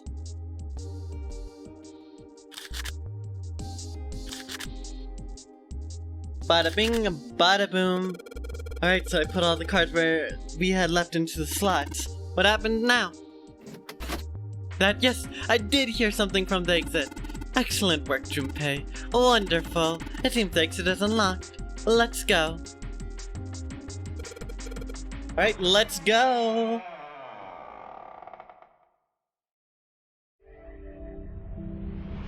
We found it. I mean, yeah, I don't play a big variety of weapons myself, Rib, so I get that. If you want any more weapon suggestions, I can certainly give you one. Once you're done with the bamboo. Oh wait, you are done.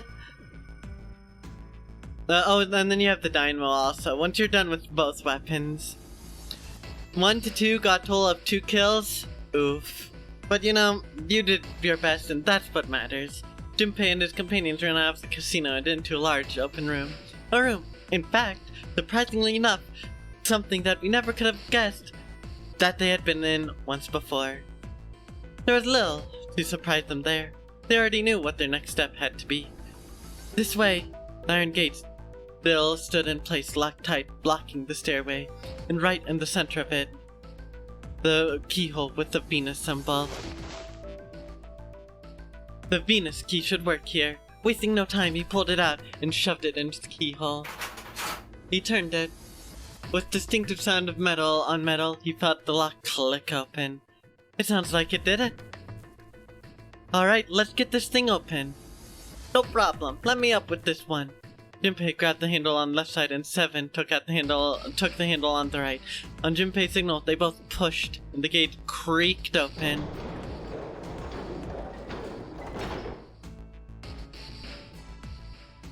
It sounds as though you've opened it. We should be able to reach C deck now, I imagine. Snake, are you gonna be alright? I mean the stairs. Please, do not do yourself the embarrassment of underestimating me. I would be unlikely to trip even if I were running backwards. Good to hear. Let's move. At Seven's words, they leapt to the stairs, onto the stairs and jogged quickly down them. The maps are Manta Maria and Flounder. Oof. Yeah, I can see how those could be rough with the bamboozler. Again, you did your best. In no time at all, they found themselves on C deck. Everything looks okay here. We should check the next deck down just in case. When he reached the water, he caught back up Snake and Seven. Just what I thought. D deck is completely underwater. Just like the bottom of the central staircase. The surface of the water below them was flat like a mirror. I'm just glad the water level hasn't changed much. Back to the C deck then. Well, that's good news for Rube, I'm sure. Make sure you abuse that with Dynamo then, Rube. Now, how about we check out what's here? They began searching around and taking stock of what was on C deck. There are 2 elevators over there, which means it's probably the same upstairs. There's a card reader between them. Another weird mark. Hey, check it out, it's a symbol for Lotus. What? See? It's got the woman symbol, and then it's got the devil horns, right? Yeah, I see it now. No two ways about it. That was a pretty good one, kid. Seven tousled Junpei's hair in what he likely thought to be in a friendly manner. Junpei feared his neck might break, even though it was clear Seven had kept his strength in check. Wow, would you watch it, man? That hurts. You're gonna break my neck. What are you talking about? The human body ain't that weak. Maybe this'll toughen you up, huh? If you're looking for a devil, we got one right here. Thankfully, Snake interrupted. After Junpei's observation, he'd gone over to examine the card reader. This is a Mercury symbol. The marks you mistook for horns are a stylized version of wings and staff of Hermes. Wings and staff, huh? So then, she beats you with the staff until you die and go to heaven? Sounds like Lotus, alright. Seven shook Junpei's head even more vigorously, and the younger man began to feel as though his brain was being jostled around inside of his skull. Seven, that's too much. My head. Junpei's stomach began churning uncomfortably. I think I'm gonna puke. Unless we can activate the device, I doubt the elevator will function. In other words, we gotta find a keycard with the Mercury symbol on it. So I would assume. Let's forget the elevator for right now. How about that hallway to the left? Whoa, there's a bunch of doors. There were a great many doors lining both sides of the hallway. They seemed to stretch on forever, and all three men suddenly felt very small. Aw shit, we're not gonna have enough time to check out these, are we? Maybe we can come back here later. We should check out the other side. Let's head back. To the right of the stairs, another hallway stretched out, reaching deep into the bowels of the ship. To the right this time. After a few moments of moving briskly down the hallway, they emerged into an area roughly the same size and shape as the one at the top of the stairs. On the left side of the room were 4 French doors. There are doors here too. Well, I guess it's just 4 this time. Let's open them up. Starting with the closest one there. Alright, I'm on it. Junpei nodded and grabbed the one closest to him. He gave it a small tug and felt it move. It isn't locked, I'm gonna open it. Strove to have found another unlocked door, he threw it open. That's what a thief would say. Junpei didn't know what to make of what he saw. What?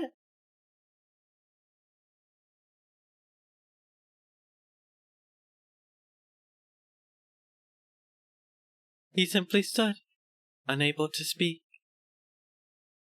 Seven's eyes opened wide and his mouth gaped. After a few long moments, Seven at last managed to speak. Hey, what is this place? It's so huge and empty.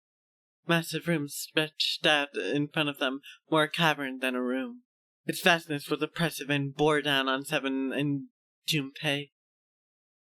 It was not empty, however. The room was filled with lines upon lines of beds. They were simple things, little more than pipe and thin mattresses. There are beds everywhere. Is this a hospital? This is a harsh scent in the air, reminiscent of an antiseptic solution. I think so. There are shelves in the center of the room with medicine and surgical tools. Junpei, hey, look there, the 4 doors at the end. 3 of them were emblazoned with large single-digit numbers made with thick red paint. The left door says 3. The second door is blank, but the third has 7. And the rightmost door is 8.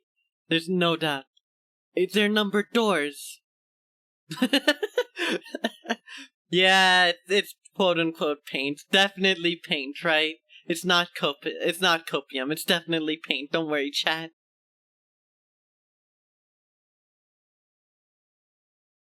Hey, why'd that door between 7 and 3 blank? That mean anything? No point worrying about it now. Let's see if these will open first. Oh, you're right, Mystery. That makes sense. It's ketchup. And clearly that someone was just a little hungry and made a couple messes here and there.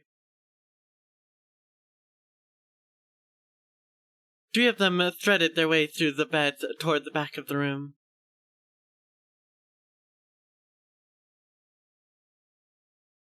Upon reaching them, they proceeded to investigate each door, but in turn to no avail.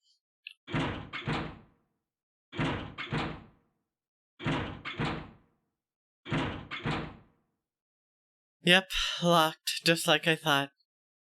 Naturally. After all, there are rules to the non-air game, and to allow these doors to open easily would violate those rules. Unless we can authenticate ourselves with the red, then numbered doors will... Whoa, check this out! Suddenly, Seven spoke up, interrupting Snake. Look at the red! There's nothing on it! Huh? Don't you remember the red at the red back at the main staircase? There wasn't anyone in it. It said Pinkin on the screen, remember? Oh, yeah. Yeah, you're right. But this one... There's nothing. Like, you think it's broken? Only one way to find out. No, nothing. Limpy and the others put their hands on the panel, but nothing happened. The riders refused to change. They tried pulling lever, and still nothing. As soon as they discovered it wasn't only the red on the door that seemed to be malfunctioning. How about the red on door 7? And door 3? I didn't think all of them would be malfunctioning. What does it mean? They are gotta be broken.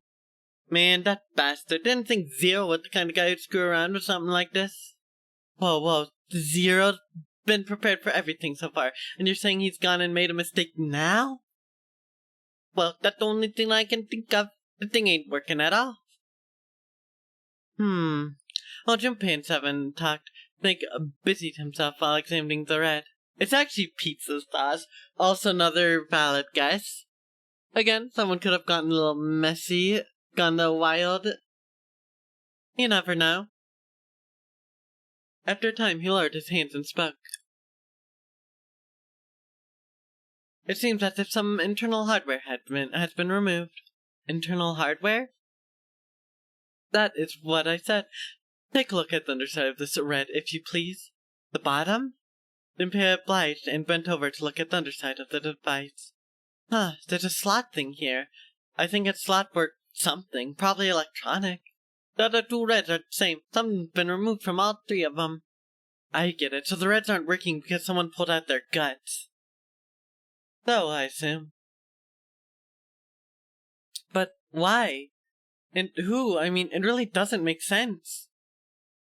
I have no idea. Why on earth would I know something like that? Just then, they heard the sound of a door opening. What now? The 3 of them turned and saw Akane! Oh no.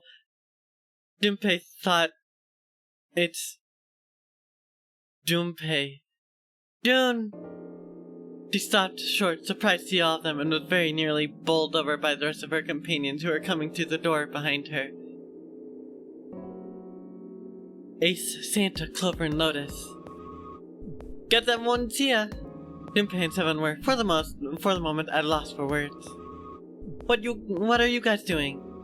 Why are you? That's my line. Perhaps we should exchange information.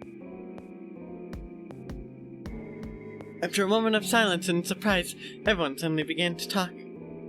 Desperate to exchange information, they talked about the rooms they'd been through and how they ended up in the same place. Of course, none of it was very useful information, but it hardly mattered. Information's information. That's hard to come by. They were happy to simply see each other once again. Although the level of cheer varied greatly from person to person, each of them was wearing some manner of smile. Almost as though they had already forgotten about the death of the 9-man. No, thought Junpei. Perhaps that wasn't it. Perhaps the thoughts of his death were what drove them to smile at one another. Not in a morbid or hateful way, no. The 9th man had died, but they were still alive, and that was something to be happy about.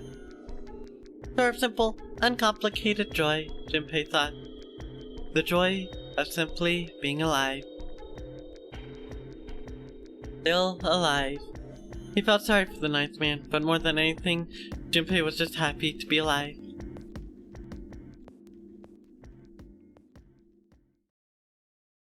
And that's what we know. With that, Junpei finished his own explanation. Thank you for the hydrate, Subtle Pup. Well, this isn't good. If the red isn't active, we can't keep going. What about that big hallway? Maybe there's something in there we might be able to go with. No, there's nothing in there. The 5 of us had a quick look. There are plenty more hospital rooms, but nothing else. You mean all those doors are for hospital rooms? Yes, there are a number of individual rooms in addition to this large one. There's a door at the end of the hallway, but it was locked. It had one of those solar system marking things on it. What's the Jupiter symbol? Jupiter. I wonder what it means. Confusion seems to be the consensus. While we're asking about things, what things mean, what's the deal with this room? I mean, I thought this was a cruise ship, but I can't imagine a cruise ship would have a hospital like this. No one, not even Snake, appeared ready to offer an answer until Seven unexpectedly spoke up. Well, I figure it's probably a hospital ship. It's a gigantic. The gigantic? Gunpei looked at Seven, shocked both by his knowledge and the apparent identity of their prison. He's not the only one. What is this gigantic? Seven nodded to Lotus and began to speak. The gigantic. He was a sister ship to the Titanic, built in the early 20th century. Actually, the Titanic had two sister ships, and they looked exactly the same. The gigantic was said to be one of them. They intended to make her a passenger liner like the Titanic, but World War I began soon after the ship was launched. The British Navy took her over and made her a hospital ship. At some point during the war, the gigantic was damaged by a German mine in the Aegean Sea. She ran aground afterwards, so she didn't end up sunk. What happened to her after that? One theory going around is that a man named Lord Guardian brought her. Seemed that he had been one of the few to survive the Titanic sinking. That trauma turned him into some kind of obsessive collector of all things related to the Titanic. Soon enough, the guy wanted the Titanic itself, which was impossible, of course. Stuck at the bottom of the Atlantic Ocean. But the gigantic wasn't, and seeing as she was identical. So you're saying this Lord Guardian bought this ship? Yeah, that's what I think I am. At least I think I am. That's impossible. No way we're on some boat that's almost 100 years old. Pipe down, just pay attention. What, that's it? Well, have you got any proof? Proof? Proof that this ship really is the gigantic. Well, the ship's got stuff like that in Titanic and hospital ships. I just forget. Oh, for goodness, don't tell me that's your only reason. No, I've got more. Like? Well, I mean, Seven looked around desperately, doing anything to avoid meeting Lotus's piercing stare. He scratched his head for a moment, then gave up. Finally, he opened his mouth. I don't know. Lotus sighed and shook her head. I guess your memory isn't back yet, is it? Yeah, stop about that. Then, almost as if to save Seven from further embarrassment. There it is.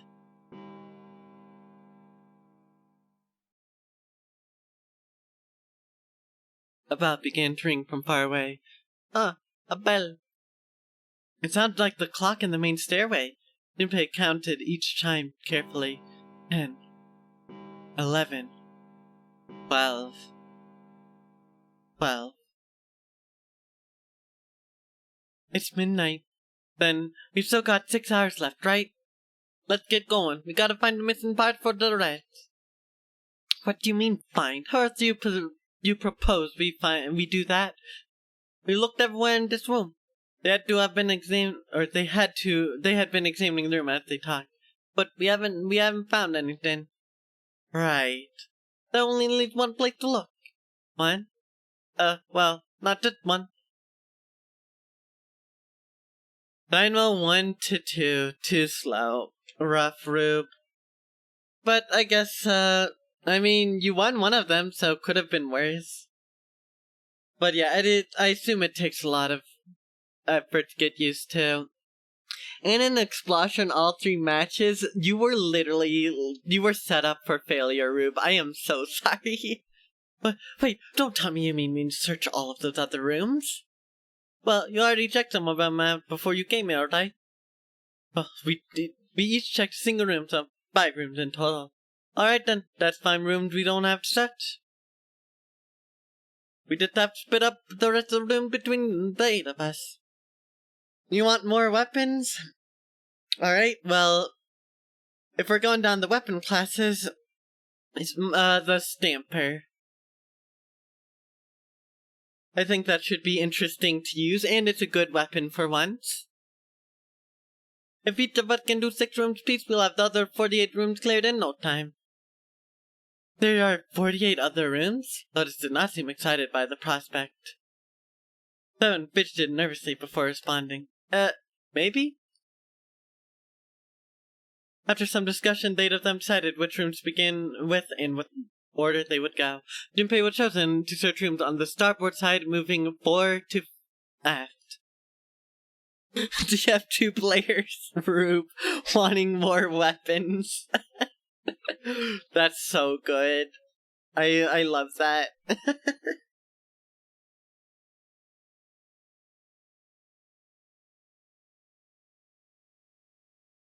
Alright, so everyone knows which area they're searching? Yeah. Yes. They also determined when they would return to report their findings. The next time the clock sounded the time. When it did, they would meet back in the large central room full of beds. We'll all meet up when the clocks go off again. How about in that room with all the beds? Yeah, sounds like straightforward enough. If, during their search, any of them were to locate a missing component, they were to yell for the others. I'll shout if I find any of the components we need. I hope we can find them within the time limit. If this strategy failed, they'd return to discuss their options later. If we can't, then we'll just have to come up with another plan. Right. Then let's do this. The details decided, they left to begin searching. Out into the hallway they went, each into the rooms they'd been assigned. However,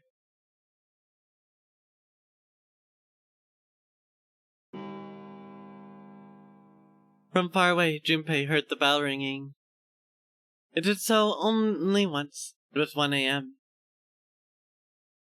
Okay, real quick, since it's been a while, I'm just gonna say it real quick.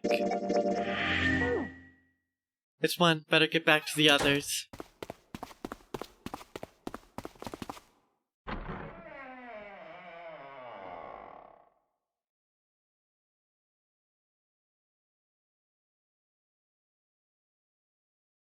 He jogged to the entrance of the large hospital room to find 6 of the others already there. Huh? Ace, Santa, Clover, June, and Seven, and Lotus. They had gathered in front of the door number 8. Or perhaps to be accurate, they had gathered in front of the red next to the door number 8. What are they doing over there? Had one of them found the missing piece? What happened, guys? It was June who answered him. Dumpy, look! She's pointing at the red. He pushed through the others until he stood in front of it. Immediately, he knew what she had meant. Vacant? Junpei sighed. Come on, guys, who was it? I thought we were supposed to yell if we found it. Hell. Junpei wondered why she was hesitating. The others looked as confused as June, but kept their mouths shut. What the hell? What's up with you guys? They all knew something he didn't, and Junpei wasn't about to leave things that way. Finally, Lotus frowned and spoke. Well, that's the thing. We don't know. You don't know? When I got back, it was already like this. There's no one else here. That means I was the first back, but the missing parts were already back in the red. What? Let me see. Junpei looked at the bottom of the red again, just to make sure. The slot that had been open on the bottom was now covered with metal. You're right. It's still in there. Or it's in there. What about the other 2? They're the same. Let me take a look. Junpei quickly examined the other 2 boxes. It's just as you said. Satisfied that they are also repaired, but still very confused, she returned to the others. Alright, I just want to be sure here. Nobody has any idea what the hell happened here, right? Correct. None. Ace and June nodded silently. Seven raised his hand as if to say, not me, and Santa just shrugged. Only Clover lowered her head and did nothing. Oh, wait a minute. That was when he noticed. Where's Snake?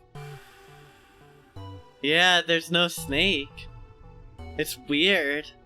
What happened to him? I genuinely don't remember. I don't remember most of this stuff, so this is interesting. Junpei swept his eyes across the room a second time, but the snake was nowhere to be seen. Does that mean that he found them? I have no idea. There's nothing to suggest it, but nothing to suggest he didn't either. I don't suppose we'll know until we can ask him in person. Well, whatever he did or didn't do, It's pretty damn late. What the hell is he up to? Maybe he's lost. Yeah, well, that seems likely. Dude can't see. I don't know how he gets around in the first place. Clover raised her head. No, that's impossible. Suddenly she's shouting. Yeah, my brother's blind, but he's got really great hearing. He can get around as well as anyone who can see. You went 10-0 on your first Zipcaster game, or Splatonic game? Hell yeah, Rube. Who knew what you can do when you're given a good weapon to work with? No, he couldn't get lost. That's impossible. Clover had started to shake and the knuckles of her hands had gone white. She spun around, but before she did, Junpei noticed tears welling up in her eyes. I'm gonna go look for him. The words were barely out of her mouth when she began to run. Rube, I know someone who just doesn't use Zipcaster. They main the Stamper, but they never use Zipcaster. I've never seen a single game where they've ever used it. So I mean, hey, that's an option. Hey, hold on, Clover, wait! Junpei cried out to her, but he is too slow. She kept going, and before anyone else could react, he was gone. Huh, that didn't work. Damn it, what should we do now? Well, the red is working now. No, we're not leaving 2 people behind. We should go look for them. The Stamper's gonna get another kit soon, right? Right, Nintendo? You aren't just gonna leave the Stamper and then the Tri-Stringer kitless again, right? Zipcaster's the best part of Stamper, though. I mean, Zipcaster is both really funny, but also, like, nearly a suicide button, so depends on what you want from it. If you want to rush in, feel really cool, and then die, it is the best weapon. Oh man, this ain't good. Oh yes, what an excellent idea. We just wasted a bunch of time looking for some piece of electronic junk, and now let's waste some more time for looking for a couple of idiots. Then remain here if you feel you must, but there's no time. We've only 5 hours left. Junpei and the others nudged one another and took off at a run. In front of the stairs that led to B-Deck, they decided to split up. Let's split up. Alright, I'll take this direction. Then I shall look that way. I'll be over there. Alright, see you all later. Soon only 2 of them were left. Those 2 were Junpei and Jun, who had been a few steps behind the others. Alright, we should go too. Yes, let's go. But where should we start? Let's see. Let's try this. First class cabin on B-Deck. Alright. Outside the first class cabin, they found Clover. She was standing in front of the wall. She was staring at a meaningless point on the wall, her eyes blank. What should Junpei do? Talk to her? Okay, that is lucky guess. Hey, are you alright? It is best to sound friendly, but Clover didn't respond. Look, I know you're really worried, but, you couldn't think of no words, or he could think of no words to say that didn't sound hollow and fake. Junpei hesitated. Clover was so consumed by worry and fear that Junpei feared it would crush her. Her actions didn't surprise him. She had suddenly lost her brother, who seemed to have been very close to. Oh. Her voice was thin, barely audible. Lone. I said, leave me alone! Suddenly she was screaming. You're so annoying! Just go away and leave me alone! Just looking at you guys is pissing me off. Go away, okay? Just go somewhere else. Stop bothering me! Junpei was taken back. Such anger and hate. Jun's eyes had gone wide with surprise as well. Why are you still here? Didn't you hear me?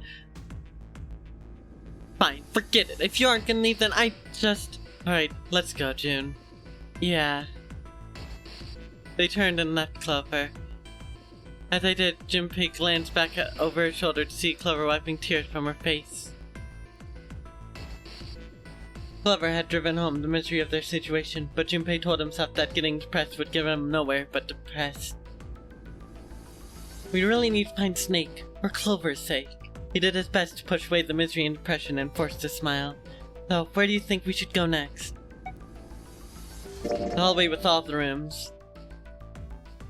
Alright, let's get going then. Oh, it's Ace. Ahead of them farther down the hallway, they spotted Ace. Hey, Snake, where are you? Answer me if you're there! What should Junpei do? I run to Ace. With June in tow, Junpei jogged up to Ace. Hearing their footsteps, he turned to greet them. Ah, hello there. Snake is... well, that's obvious, isn't it? I assume you haven't found him yet? Yeah, doesn't seem like you're having any luck either. I really wonder where he could have gone. Well, wherever he's disappeared to, we must find him as quickly as we can, for Clover's sake. Right. June's face looked kind of enraptured. By the way, do you think Clover and Snake are really siblings? Ah, why would you say that? Why would you say that? The question seems somehow odd to Junpei. Well, it's obvious, isn't it? They don't look alike at all. Ace looked at him for a moment, then spoke. Yes, you know, now that you mention it, they don't. Now that you mention it, still, there's a great many siblings who do not look like one another. It certainly isn't rare. Junpei wasn't sure why, or even if he's seeing what he thought he was, but he could have sworn Ace's face tightened as he spoke. At any rate, we must really find Snake as soon as possible. The clock is ticking, we really can't afford to waste any time. Very well, let's get back to the search, shall we? You can leave this area to me. Alright. Let's go, Jumpy. At June's urging, they left. They found themselves back upstairs, but Junpei's mind was in turmoil. I'll think about it later. Like he said, finding Snake is their top priority. Junpei did his best to clear his mind. Alright, where should we go next? The casino. They quickened their pace and headed for B-Deck. Before they knew it, they were there. So was Lotus. She was leaning against the wall, examining her nails. Hey, what do you think you're doing? She glanced up at him, unimpressed. Isn't it obvious? I'm looking for Snake. Have they looked at any empty boxes for Snake? Well, they wouldn't be empty in that case, but yeah, they should look around for any suspicious boxes. Even if ones that seem really obvious, you know, sometimes hiding in plain sight does it. Really? Maybe you need to look harder. I really don't think that's the problem here. Oh, by the way, I've got a proposal for you two. Care to hear it? What is it? What is it? Well, I don't like to beat around the bush, so I'll get right to it. Why don't we team up? Team up? Yeah. What, you need me to explain it to you? I'm saying, why don't we go through a numbered door? Even if we wanted to, that's impossible. Why? Dumpy's bracelet number is 5 minus 6 and yours is 8. Our digital root would be 1. It's 1 plus 9 equals 10. Thank you for the lyric there, Netco. But there's no one number door in the large hospital room. The only doors there are 3, 7, and 8. Then we had another person. Huh? Who? What, isn't that easy? 7. Oh, if we had 7, 5 plus 6 plus 8 plus 7 is 26, which would become 8. Then the 4 of them could go to the number 8 door. But, wait a minute. What about the other 4? Ace, Snake, Santa, and Clover. Why don't you add them up? That is simple enough.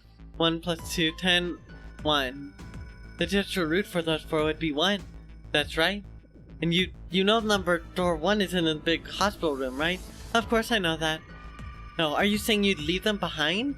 Of course not. What kind of woman do you think I am? Once we get off the ship, we could come back and rescue them, couldn't we? Then we wouldn't really be leaving them behind. Don't try to lie to us. I don't think you'd do anything of the sort. Really? Why do you think that? You remember, don't you? We have less than 5 hours left. Even if we manage to escape, there's no way we could come back to rescue them in less than 5 hours. Well, you never know until you try. No, you're not thinking this through. Even if we brought 7 with us, we wouldn't be able to get off the ship. The Emperor 2 to 1? Alright, pretty good, Rube. Not bad performance. Congratulations on going positive in those games. The 4 of us couldn't open the door 9. Junpei, it is hidden, but an exit can be found. Seek a way up. Seek a door that carries 9. Yeah, that's right. The digital root of the 4 of us would be 8, so we'd have to add Ace to make it 9. That's right. Unless we bring Ace 2, we'd be stuck. Lotus scratched the back of her ear. Oh, well, that's unfortunate. Got overall splatter on all 3? Heck yeah, Rube, you popped off. Hopefully you get a new stamper kit in the next season, so you feel more compelled to use it. What, more weapons for one more time? Alright, tri-stringer. You gotta use the tri-stringer, Rube. She didn't sound particularly bothered by what Junpei said, nor did she seem particularly surprised. Well, let's try to find another way. Okay, a way to get out of here with all 8 of us. That's impossible. Are you being serious? You do know that only 5 people at most can go through one of the numbered doors, right? The number 9 isn't going to be an exception to that rule. Regardless, at least 3 people will be left behind. Yeah, I guess that makes sense. The moment he said it, Junpei felt a chill run down his spine. No, wait, just a second. You're skipping over a really big detail. Yes, what she said was true, but how could Lotus remain cavalier about so terrifying a prospect was beyond him? Is that really okay? That means 3 people will die in the end. Are you okay with that? That's just... Lotus' forehead furrowed. You think I could have a moment alone?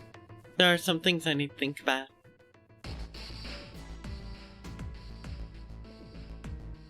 That didn't turn out to be a very pleasant conversation. Yeah, Junpei's heart felt heavy and his steps sluggish, but he told himself pessimism would get them nowhere. Well, regardless, he forced himself to smile and turned to June. Let's just focus on finding Snake for now, okay? Yes, you're right. We can think about those other things later. Yeah. Junpei nodded. I guess... Hey, why don't we go back to the big hospital room? Sure, let's go. Together they ran down the stairs. Hey, wait, that's... On their way to the large hospital room, Junpei and June noticed Santa standing next to the number 3 door. Santa? Junpei paused. What should I do? Talk to him. Junpei and June walked up to Santa. What are you doing? What, you can't tell? I'm checking out the rat. But why? Is there something bothering you? What, is it not bothering you? Huh? The guts of the rat. Why wouldn't you wonder who the hell put them back in? Yeah, that's true. Well, I'm curious too, but who do you think did it? Santa's eyes narrowed as he looked at June. He shook her head. I don't know. Well, what about you, Junpei? Who do you think fixed this thing for us?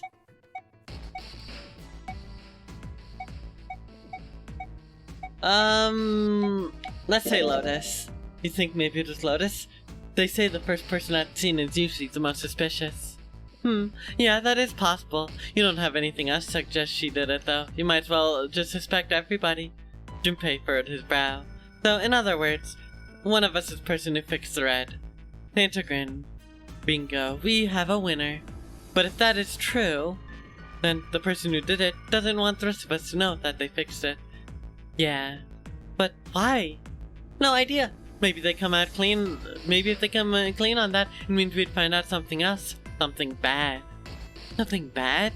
Dunno. But whatever it is, it's gotta be worth hiding. Of course. It could have been something to do with Snake's disappearance. You think that maybe they did something to Snake? Yeah. Junpei stared at Santa. There's something about him that made Junpei wary. At first he'd assumed the other man wasn't terribly clever, but Junpei was beginning to think he would need to reevaluate that assessment. When Santa spoke again, his voice was quiet. Look, if you trust anybody in this game, you're gonna lose. You've gotta be careful. The person you trust the most could turn out to be the one who stabs you in the back. With that despairing suggestion, he turned and quietly walked away. And that's that, I guess. Junpei and Jin looked at one another and smiled awkwardly. Where'd they go next? Finished searching, I guess. They looked everywhere they could think of, but Snake was nowhere to be found.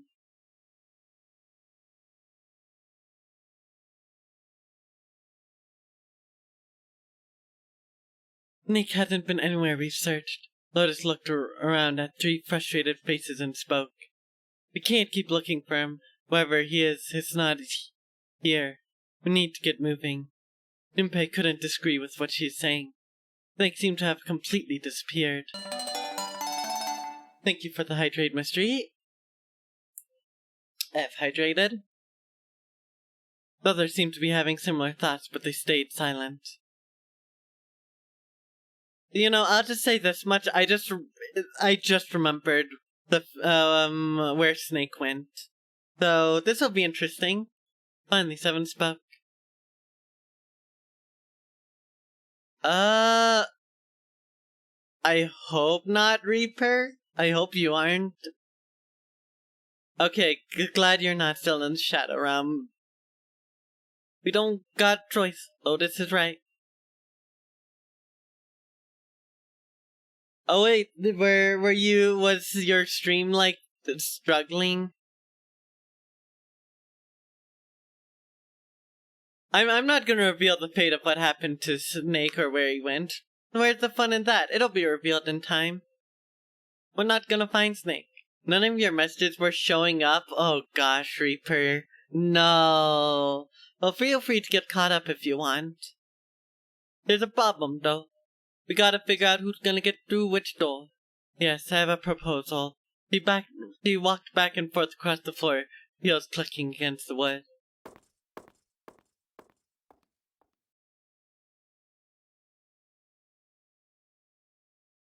For an hour, none of your messages were showing up? What the heck? On the bright side, Reaper, you could check that with chat, but also, what the hell? I don't even know how that happens. I'm so sorry you're stuck in purgatory. You couldn't talk in any stream besides Alex's pre-chat? You were shadow banned for a while, I guess. That sucks. Finally, she stopped. Why don't we decide on one person to sacrifice? Sacrifice? Well, perhaps that's a bit of a harsh word, but yes. You've all figured it out by now, haven't you? We can't all make it through those doors. If we split into 2 teams of 4 and 3 people respectively, then 3 people will be left behind. If we split into 2 teams, 5 and 2 people respectively, and then 2 people will be left behind. But if we split into 2 groups of 3 and leave 1 person out, then only 1 person will get left behind. Leaving behind 3 people with 2 teams of 4 and 3.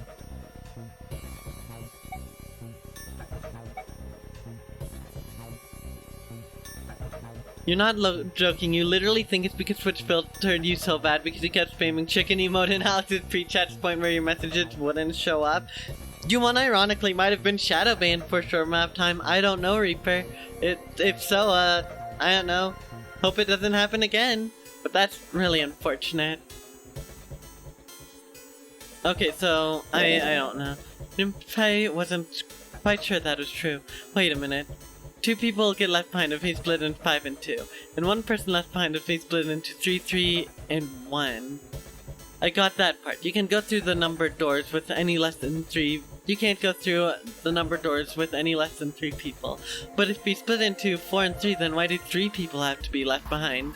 Just run the numbers. Let's say we go through door 7 with 1, 4, 5, 6. Who's left over? That would be 3, 7, 8. What's the digital root for that? 3, 7, 8, 18, 9. Exactly, but door 9 isn't here yet. That means 3, 7, 8 won't be going anywhere. That was just an example, of course. There are a lot of different combinations, but the result will always be the same. It doesn't matter which 4 it is, the 3 that are left over can't go through any of the doors. Go ahead and calculate it if you have the time, you'll see. Anyway, that's how it is. Now, if we can get back to my proposal, we only have to sacrifice 1 person if we split into 3, 3, and 1. When 7 spoke, his voice was strained.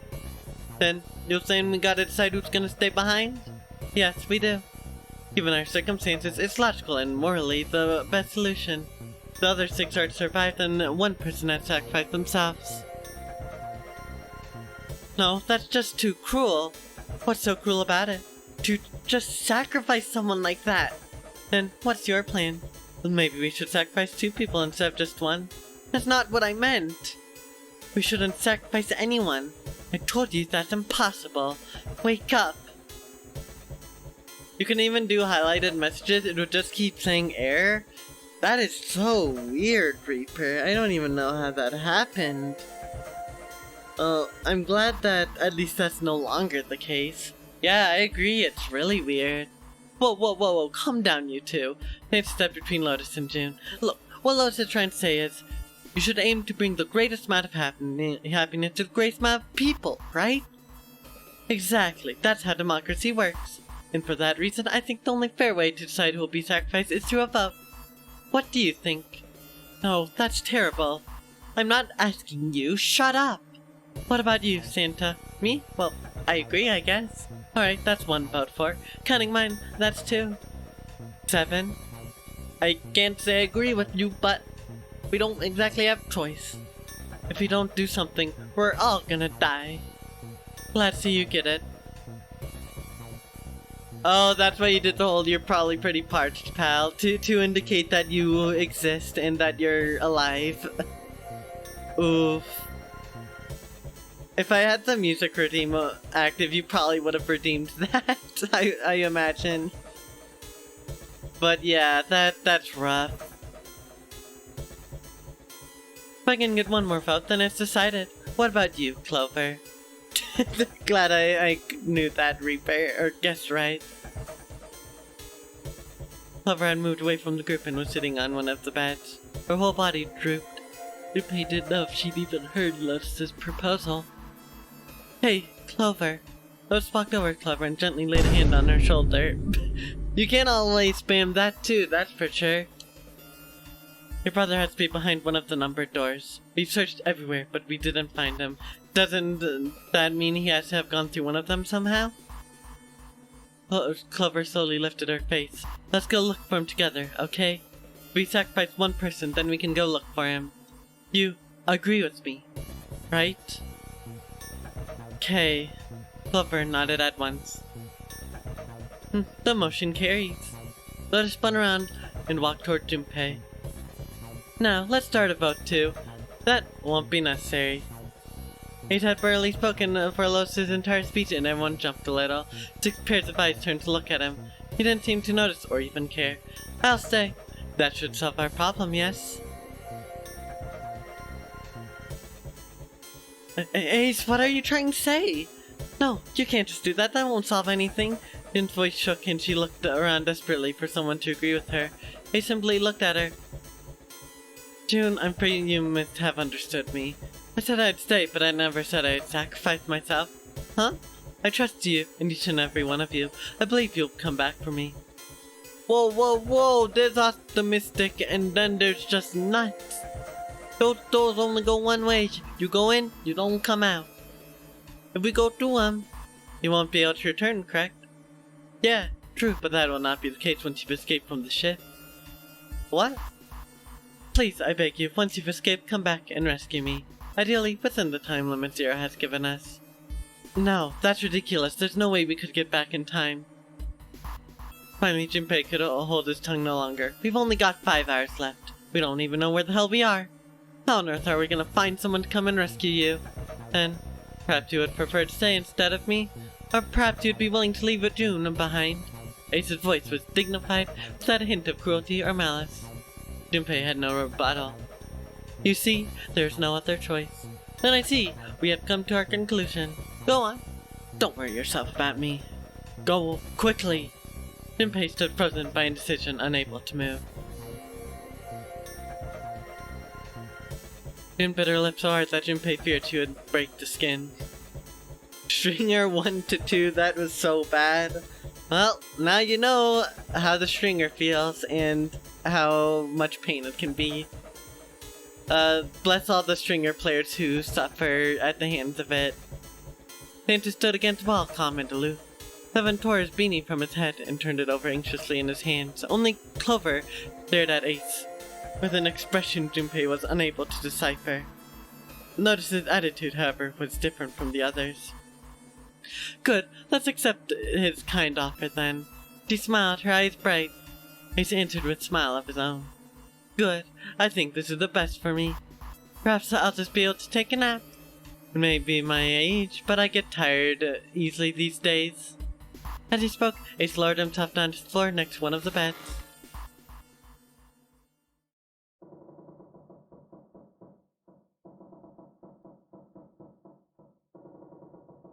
Somewhere deep in the ship, Junpei suddenly heard the screeching of metal on metal. It was almost as if the ship were screaming.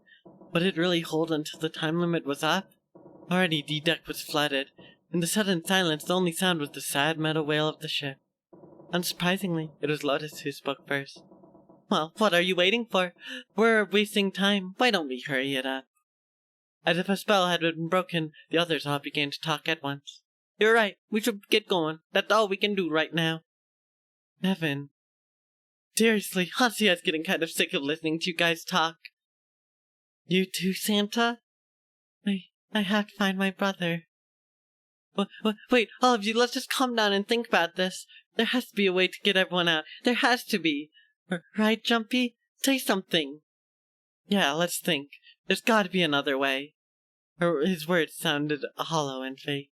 Fine, forget about it. I'll figure it out on my own. He spun around and ran towards Ace.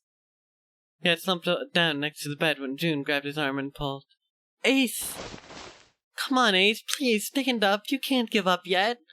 We just have to sit down together and think about this. We'll figure out a way that can get you out of here. Then it happened.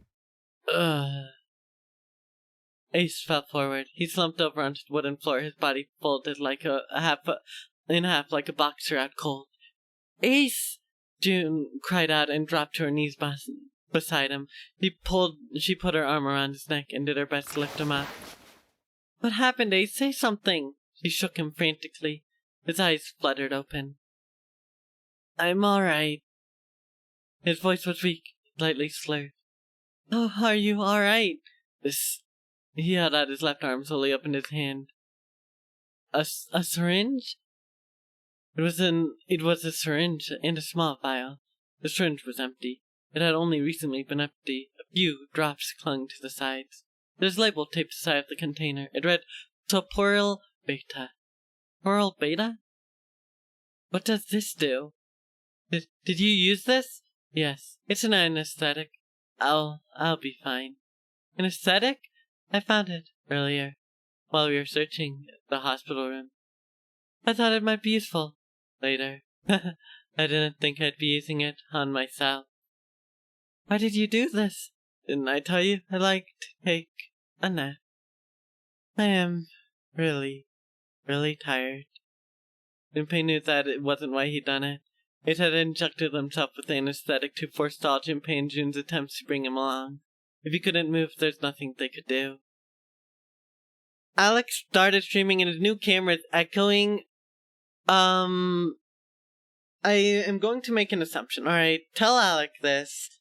It's probably taking the mic input from his new camera, and that mic input is probably under the OBS audio and auxiliary audio section. It's basically a second audio source, and he needs to remove it. That's my assumption.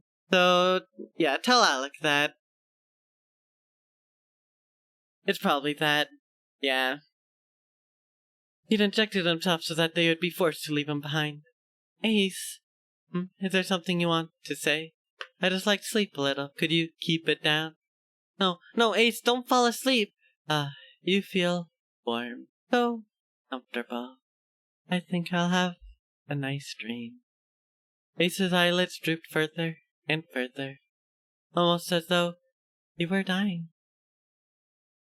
Ace! Ace! She shook his shoulder again and again, but this time he didn't respond. Only the gentle rising and falling of his chest told them he is alive. Junpei was relieved to see that he is in fact still breathing. Let's get him up on a bed. He lifted Ace up off the floor and laid him onto his bed he'd been leaning against. When Junpei turned around, Lotus gave him a look of pity. Well, we really don't have a choice now. We can't let his sacrifice go to waste, right? Like you even mean that. You say something? No, nothing. It felt wrong, but he had to agree. Then suddenly, Santa spoke. Yeah. Wow. Voice died. Yeah, but we're not done choosing yet, are we? Huh? What do you mean? Well, we haven't decided who's going in what door. Ah, yes, that is true. Enough of this screwing around. Let's decide. You first, Lotus. Which door do you want? I want door number 8. It's the same number as my bracelet number. Going to an Elgato cam link. Pretty sure that's what he said anyways. You're bad at quoting things. That's okay, Reaper. Okay, so I don't know then. I think that I get enough of just maybe I'll pop by his stream if it's not fixed after this and ask him about it himself. But I tried, and thanks for letting Alec know my one idea, Reaper. I appreciate it. And Ace is a real one. F in chat for Ace. Got it. You're 8. You're next 7. Which one do you want? I'll take 7. Can't get along with that old lady. What? What did you just say? Her face distorted by rage. Lotus took a step forward. 7. 2 down? Are you referring to Splatoon or something else, Rube? Or this, I mean, rather, specifically 999. He threw up his hand and made face like a child caught with his hand in a cookie jar. Ah, yeah, 9 and 1. 9 is incapacitated. 1's incapacitated. 9 is a little more than incapacitated, so yeah, you're right. And then we have someone MIA, which is always fun. Who, me? I didn't say nothing.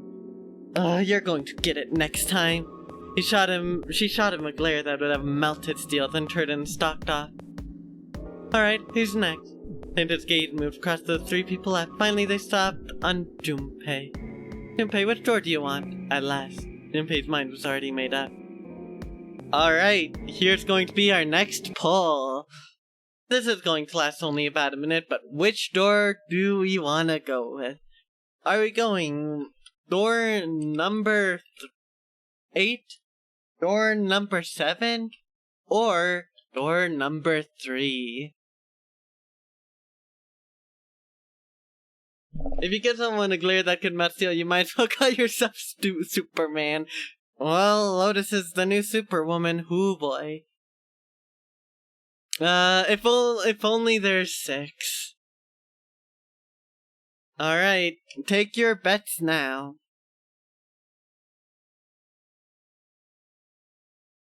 Which door? Lucky number 7, you know what? Fair enough, Reaper. Good of reason as any. Also, we get to dodge Lotus's Superwoman powers, which is probably for the better. Probably. In that case, I'm also going to save really quickly while waiting. And by the way, stream will be ending soon. But I'm gonna finish up going to choosing a door first. Alright. Only a few more seconds, and then it'll be... We could tie if someone votes for 8. One day, door 6 will exist. Yes, it will, Rube. One day. Alright, well, in this case, lucky number 7 it is. You got 4th place in Tetris 99 earlier, but then you died because all 3 people targeted you? That's so tragic, Reaper. No. I think I'm gonna go with door number 7. Oh, okay. 7 it is. Yeah. Alright then, that means June's gotta go through 8. What? Why? What? Santa grimaced and muttered angrily to himself, but finally began to explain. 6 of us are gonna keep going without leaving anyone behind. There's only 3 ways we can do it. Plan A. Have 3, 5, and 8 go through 7, 4, 6, and 7 through it. A. Plan B. 4, 5, and 7 go through 7, and 3, 6, 8 go through 8. And C, or 3, 6, 7 go through 7, and 4, 5, 8 get 8. Notice how you can't go through number 3 in this setup. There are no other combinations. In other words, 3, 4, and 7 can never go through with the same doors. You get it now. As Santa finished, June looked over at Junpei, tears welling up at the corner of her eyes. Oh no. You're saying we aren't going to see each other again for a long time. Junpei felt just as June did. He wanted to be at her side through whatever trials they were prepared to face, but he knew if they were to survive, he had to swallow his feelings. In order for the 6 of them to move forward, he and June had to be separated. He looked at June. He's scared to lose her, but he swallowed, steeled his resolve, and did his best to smile. Hey, come on, you're making it sound like we'd never see each other again. We've got to split up, but only for a while. This is just like when we went to the 4 and 5 doors, remember?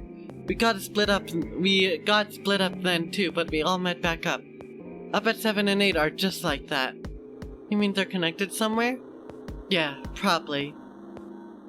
Probably? She didn't sound very hopeful. It was 7 that interjected. I'm sure they're gonna connect somewhere. Why? What makes you think so? If they don't, then neither team can get through door 9. In other words, the game would end right there, right here. He's been on top of his shit so far, I don't think he'd blow it now. I'm damn sure that son of a gun wants to have his fun as long as possible.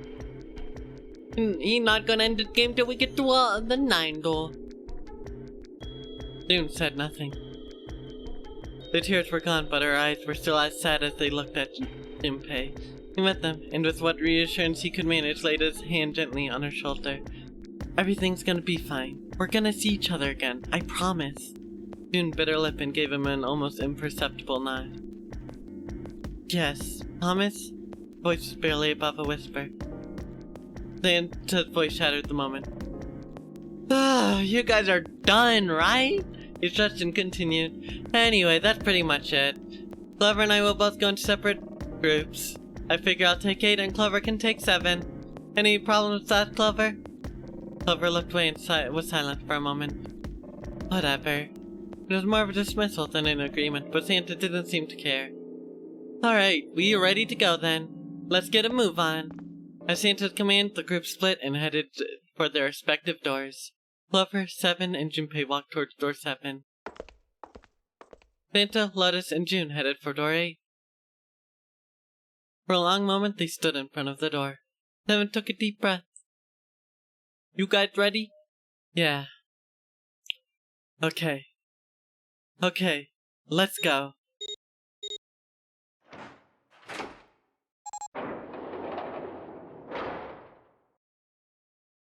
It's open. A narrow hallway stretched out before them. 7 and Clover leapt through the door.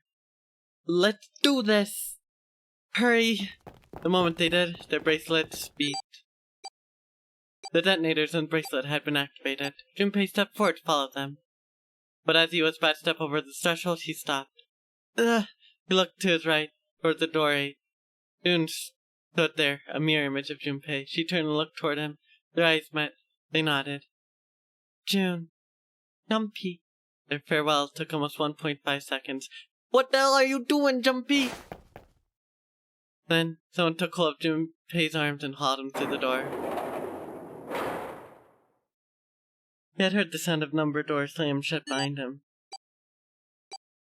His bracelet gave a cold electronic beep. Only 81 seconds left. No time to waste, guys. Let's get moving. 7 led the way down the hall. Junpei and Clover followed him as best as they could. After what seemed like far more than 81 seconds, they reached the end of the hall. Look! The door on the left! I can see the dead! There's no time to rest or catch their breath. All 3 slammed their hands in quick succession over the scanner panel on the dead.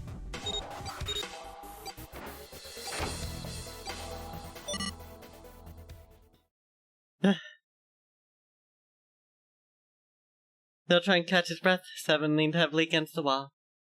7, it stopped. It stopped. His smile seemed forced and a little crooked. This is the second time we've gone through one of these number doors, but you never really get used to it. stood up straight, no longer out of breath, and wiped the sweat from his head and neck. Clover smirked at him. I would have thought a guy like your size would have bigger balls than that. What the hell did you just say? Say it again, I dare you. You have no... You wanna die? I'd like to see you try. You brat. Alright, let's do this. Hey, calm down, guys. This isn't the time for this. Not gonna do us any good. Gosh. Weezer 2-1, you don't like Trizuka? Trizuka's inconsistent. It takes a lot of time getting used to it, so I don't blame you, Rube. Not bad, though. Very nicely done. Sometimes he wondered if the doors and puzzles were really the greatest challenge they face. Wait here for a minute, alright? I'm gonna go see if there's any other doors. They didn't respond, but Junpei wasn't in the mood for a conversation anyway. We just came through this door, and of course, it's shut tight. There's a short hallway on the left here, and in an iron wall. I doubt I can get through it. I'm glad we could give you some interesting and different weapons to, play with, Rube. Overall, I'd say it was a success, so you're welcome. Last gave up and returned 7, tapping lightly on the wooden floor. This door's the only option we got, right? Yeah, looks like it. Hey, something's written on the door, on that iron plate. That's operating room. It goes here 3, so yes, it is great. Heck yeah! If this thing's telling the truth, there could be body parts inside here. Well, this is probably not going to be pleasant. Something bad it made Junpei feel nervous. But there are no point standing around. Might as well go in and see what's waiting for us. And with that, we're gonna be ending stream. So, thank you everyone for watching up to this point. This has been really fun so far. A lot of this is genuinely, like, basically new for me because I don't remember most of this stuff, so it's been really fun. I'll be live with this again next Wednesday, so if you want to stay up to that, up to date with that, do my Discord. Why does the Weedbot keep doing this with this comical timing? This is like the 3rd time this has happened, what the hell? But yes, feel free to join my Discord server to stay updated on it. I'll be live this upcoming Friday with Splatoon 3's newest Splatfest, supporting Team Love. And with that, I think we should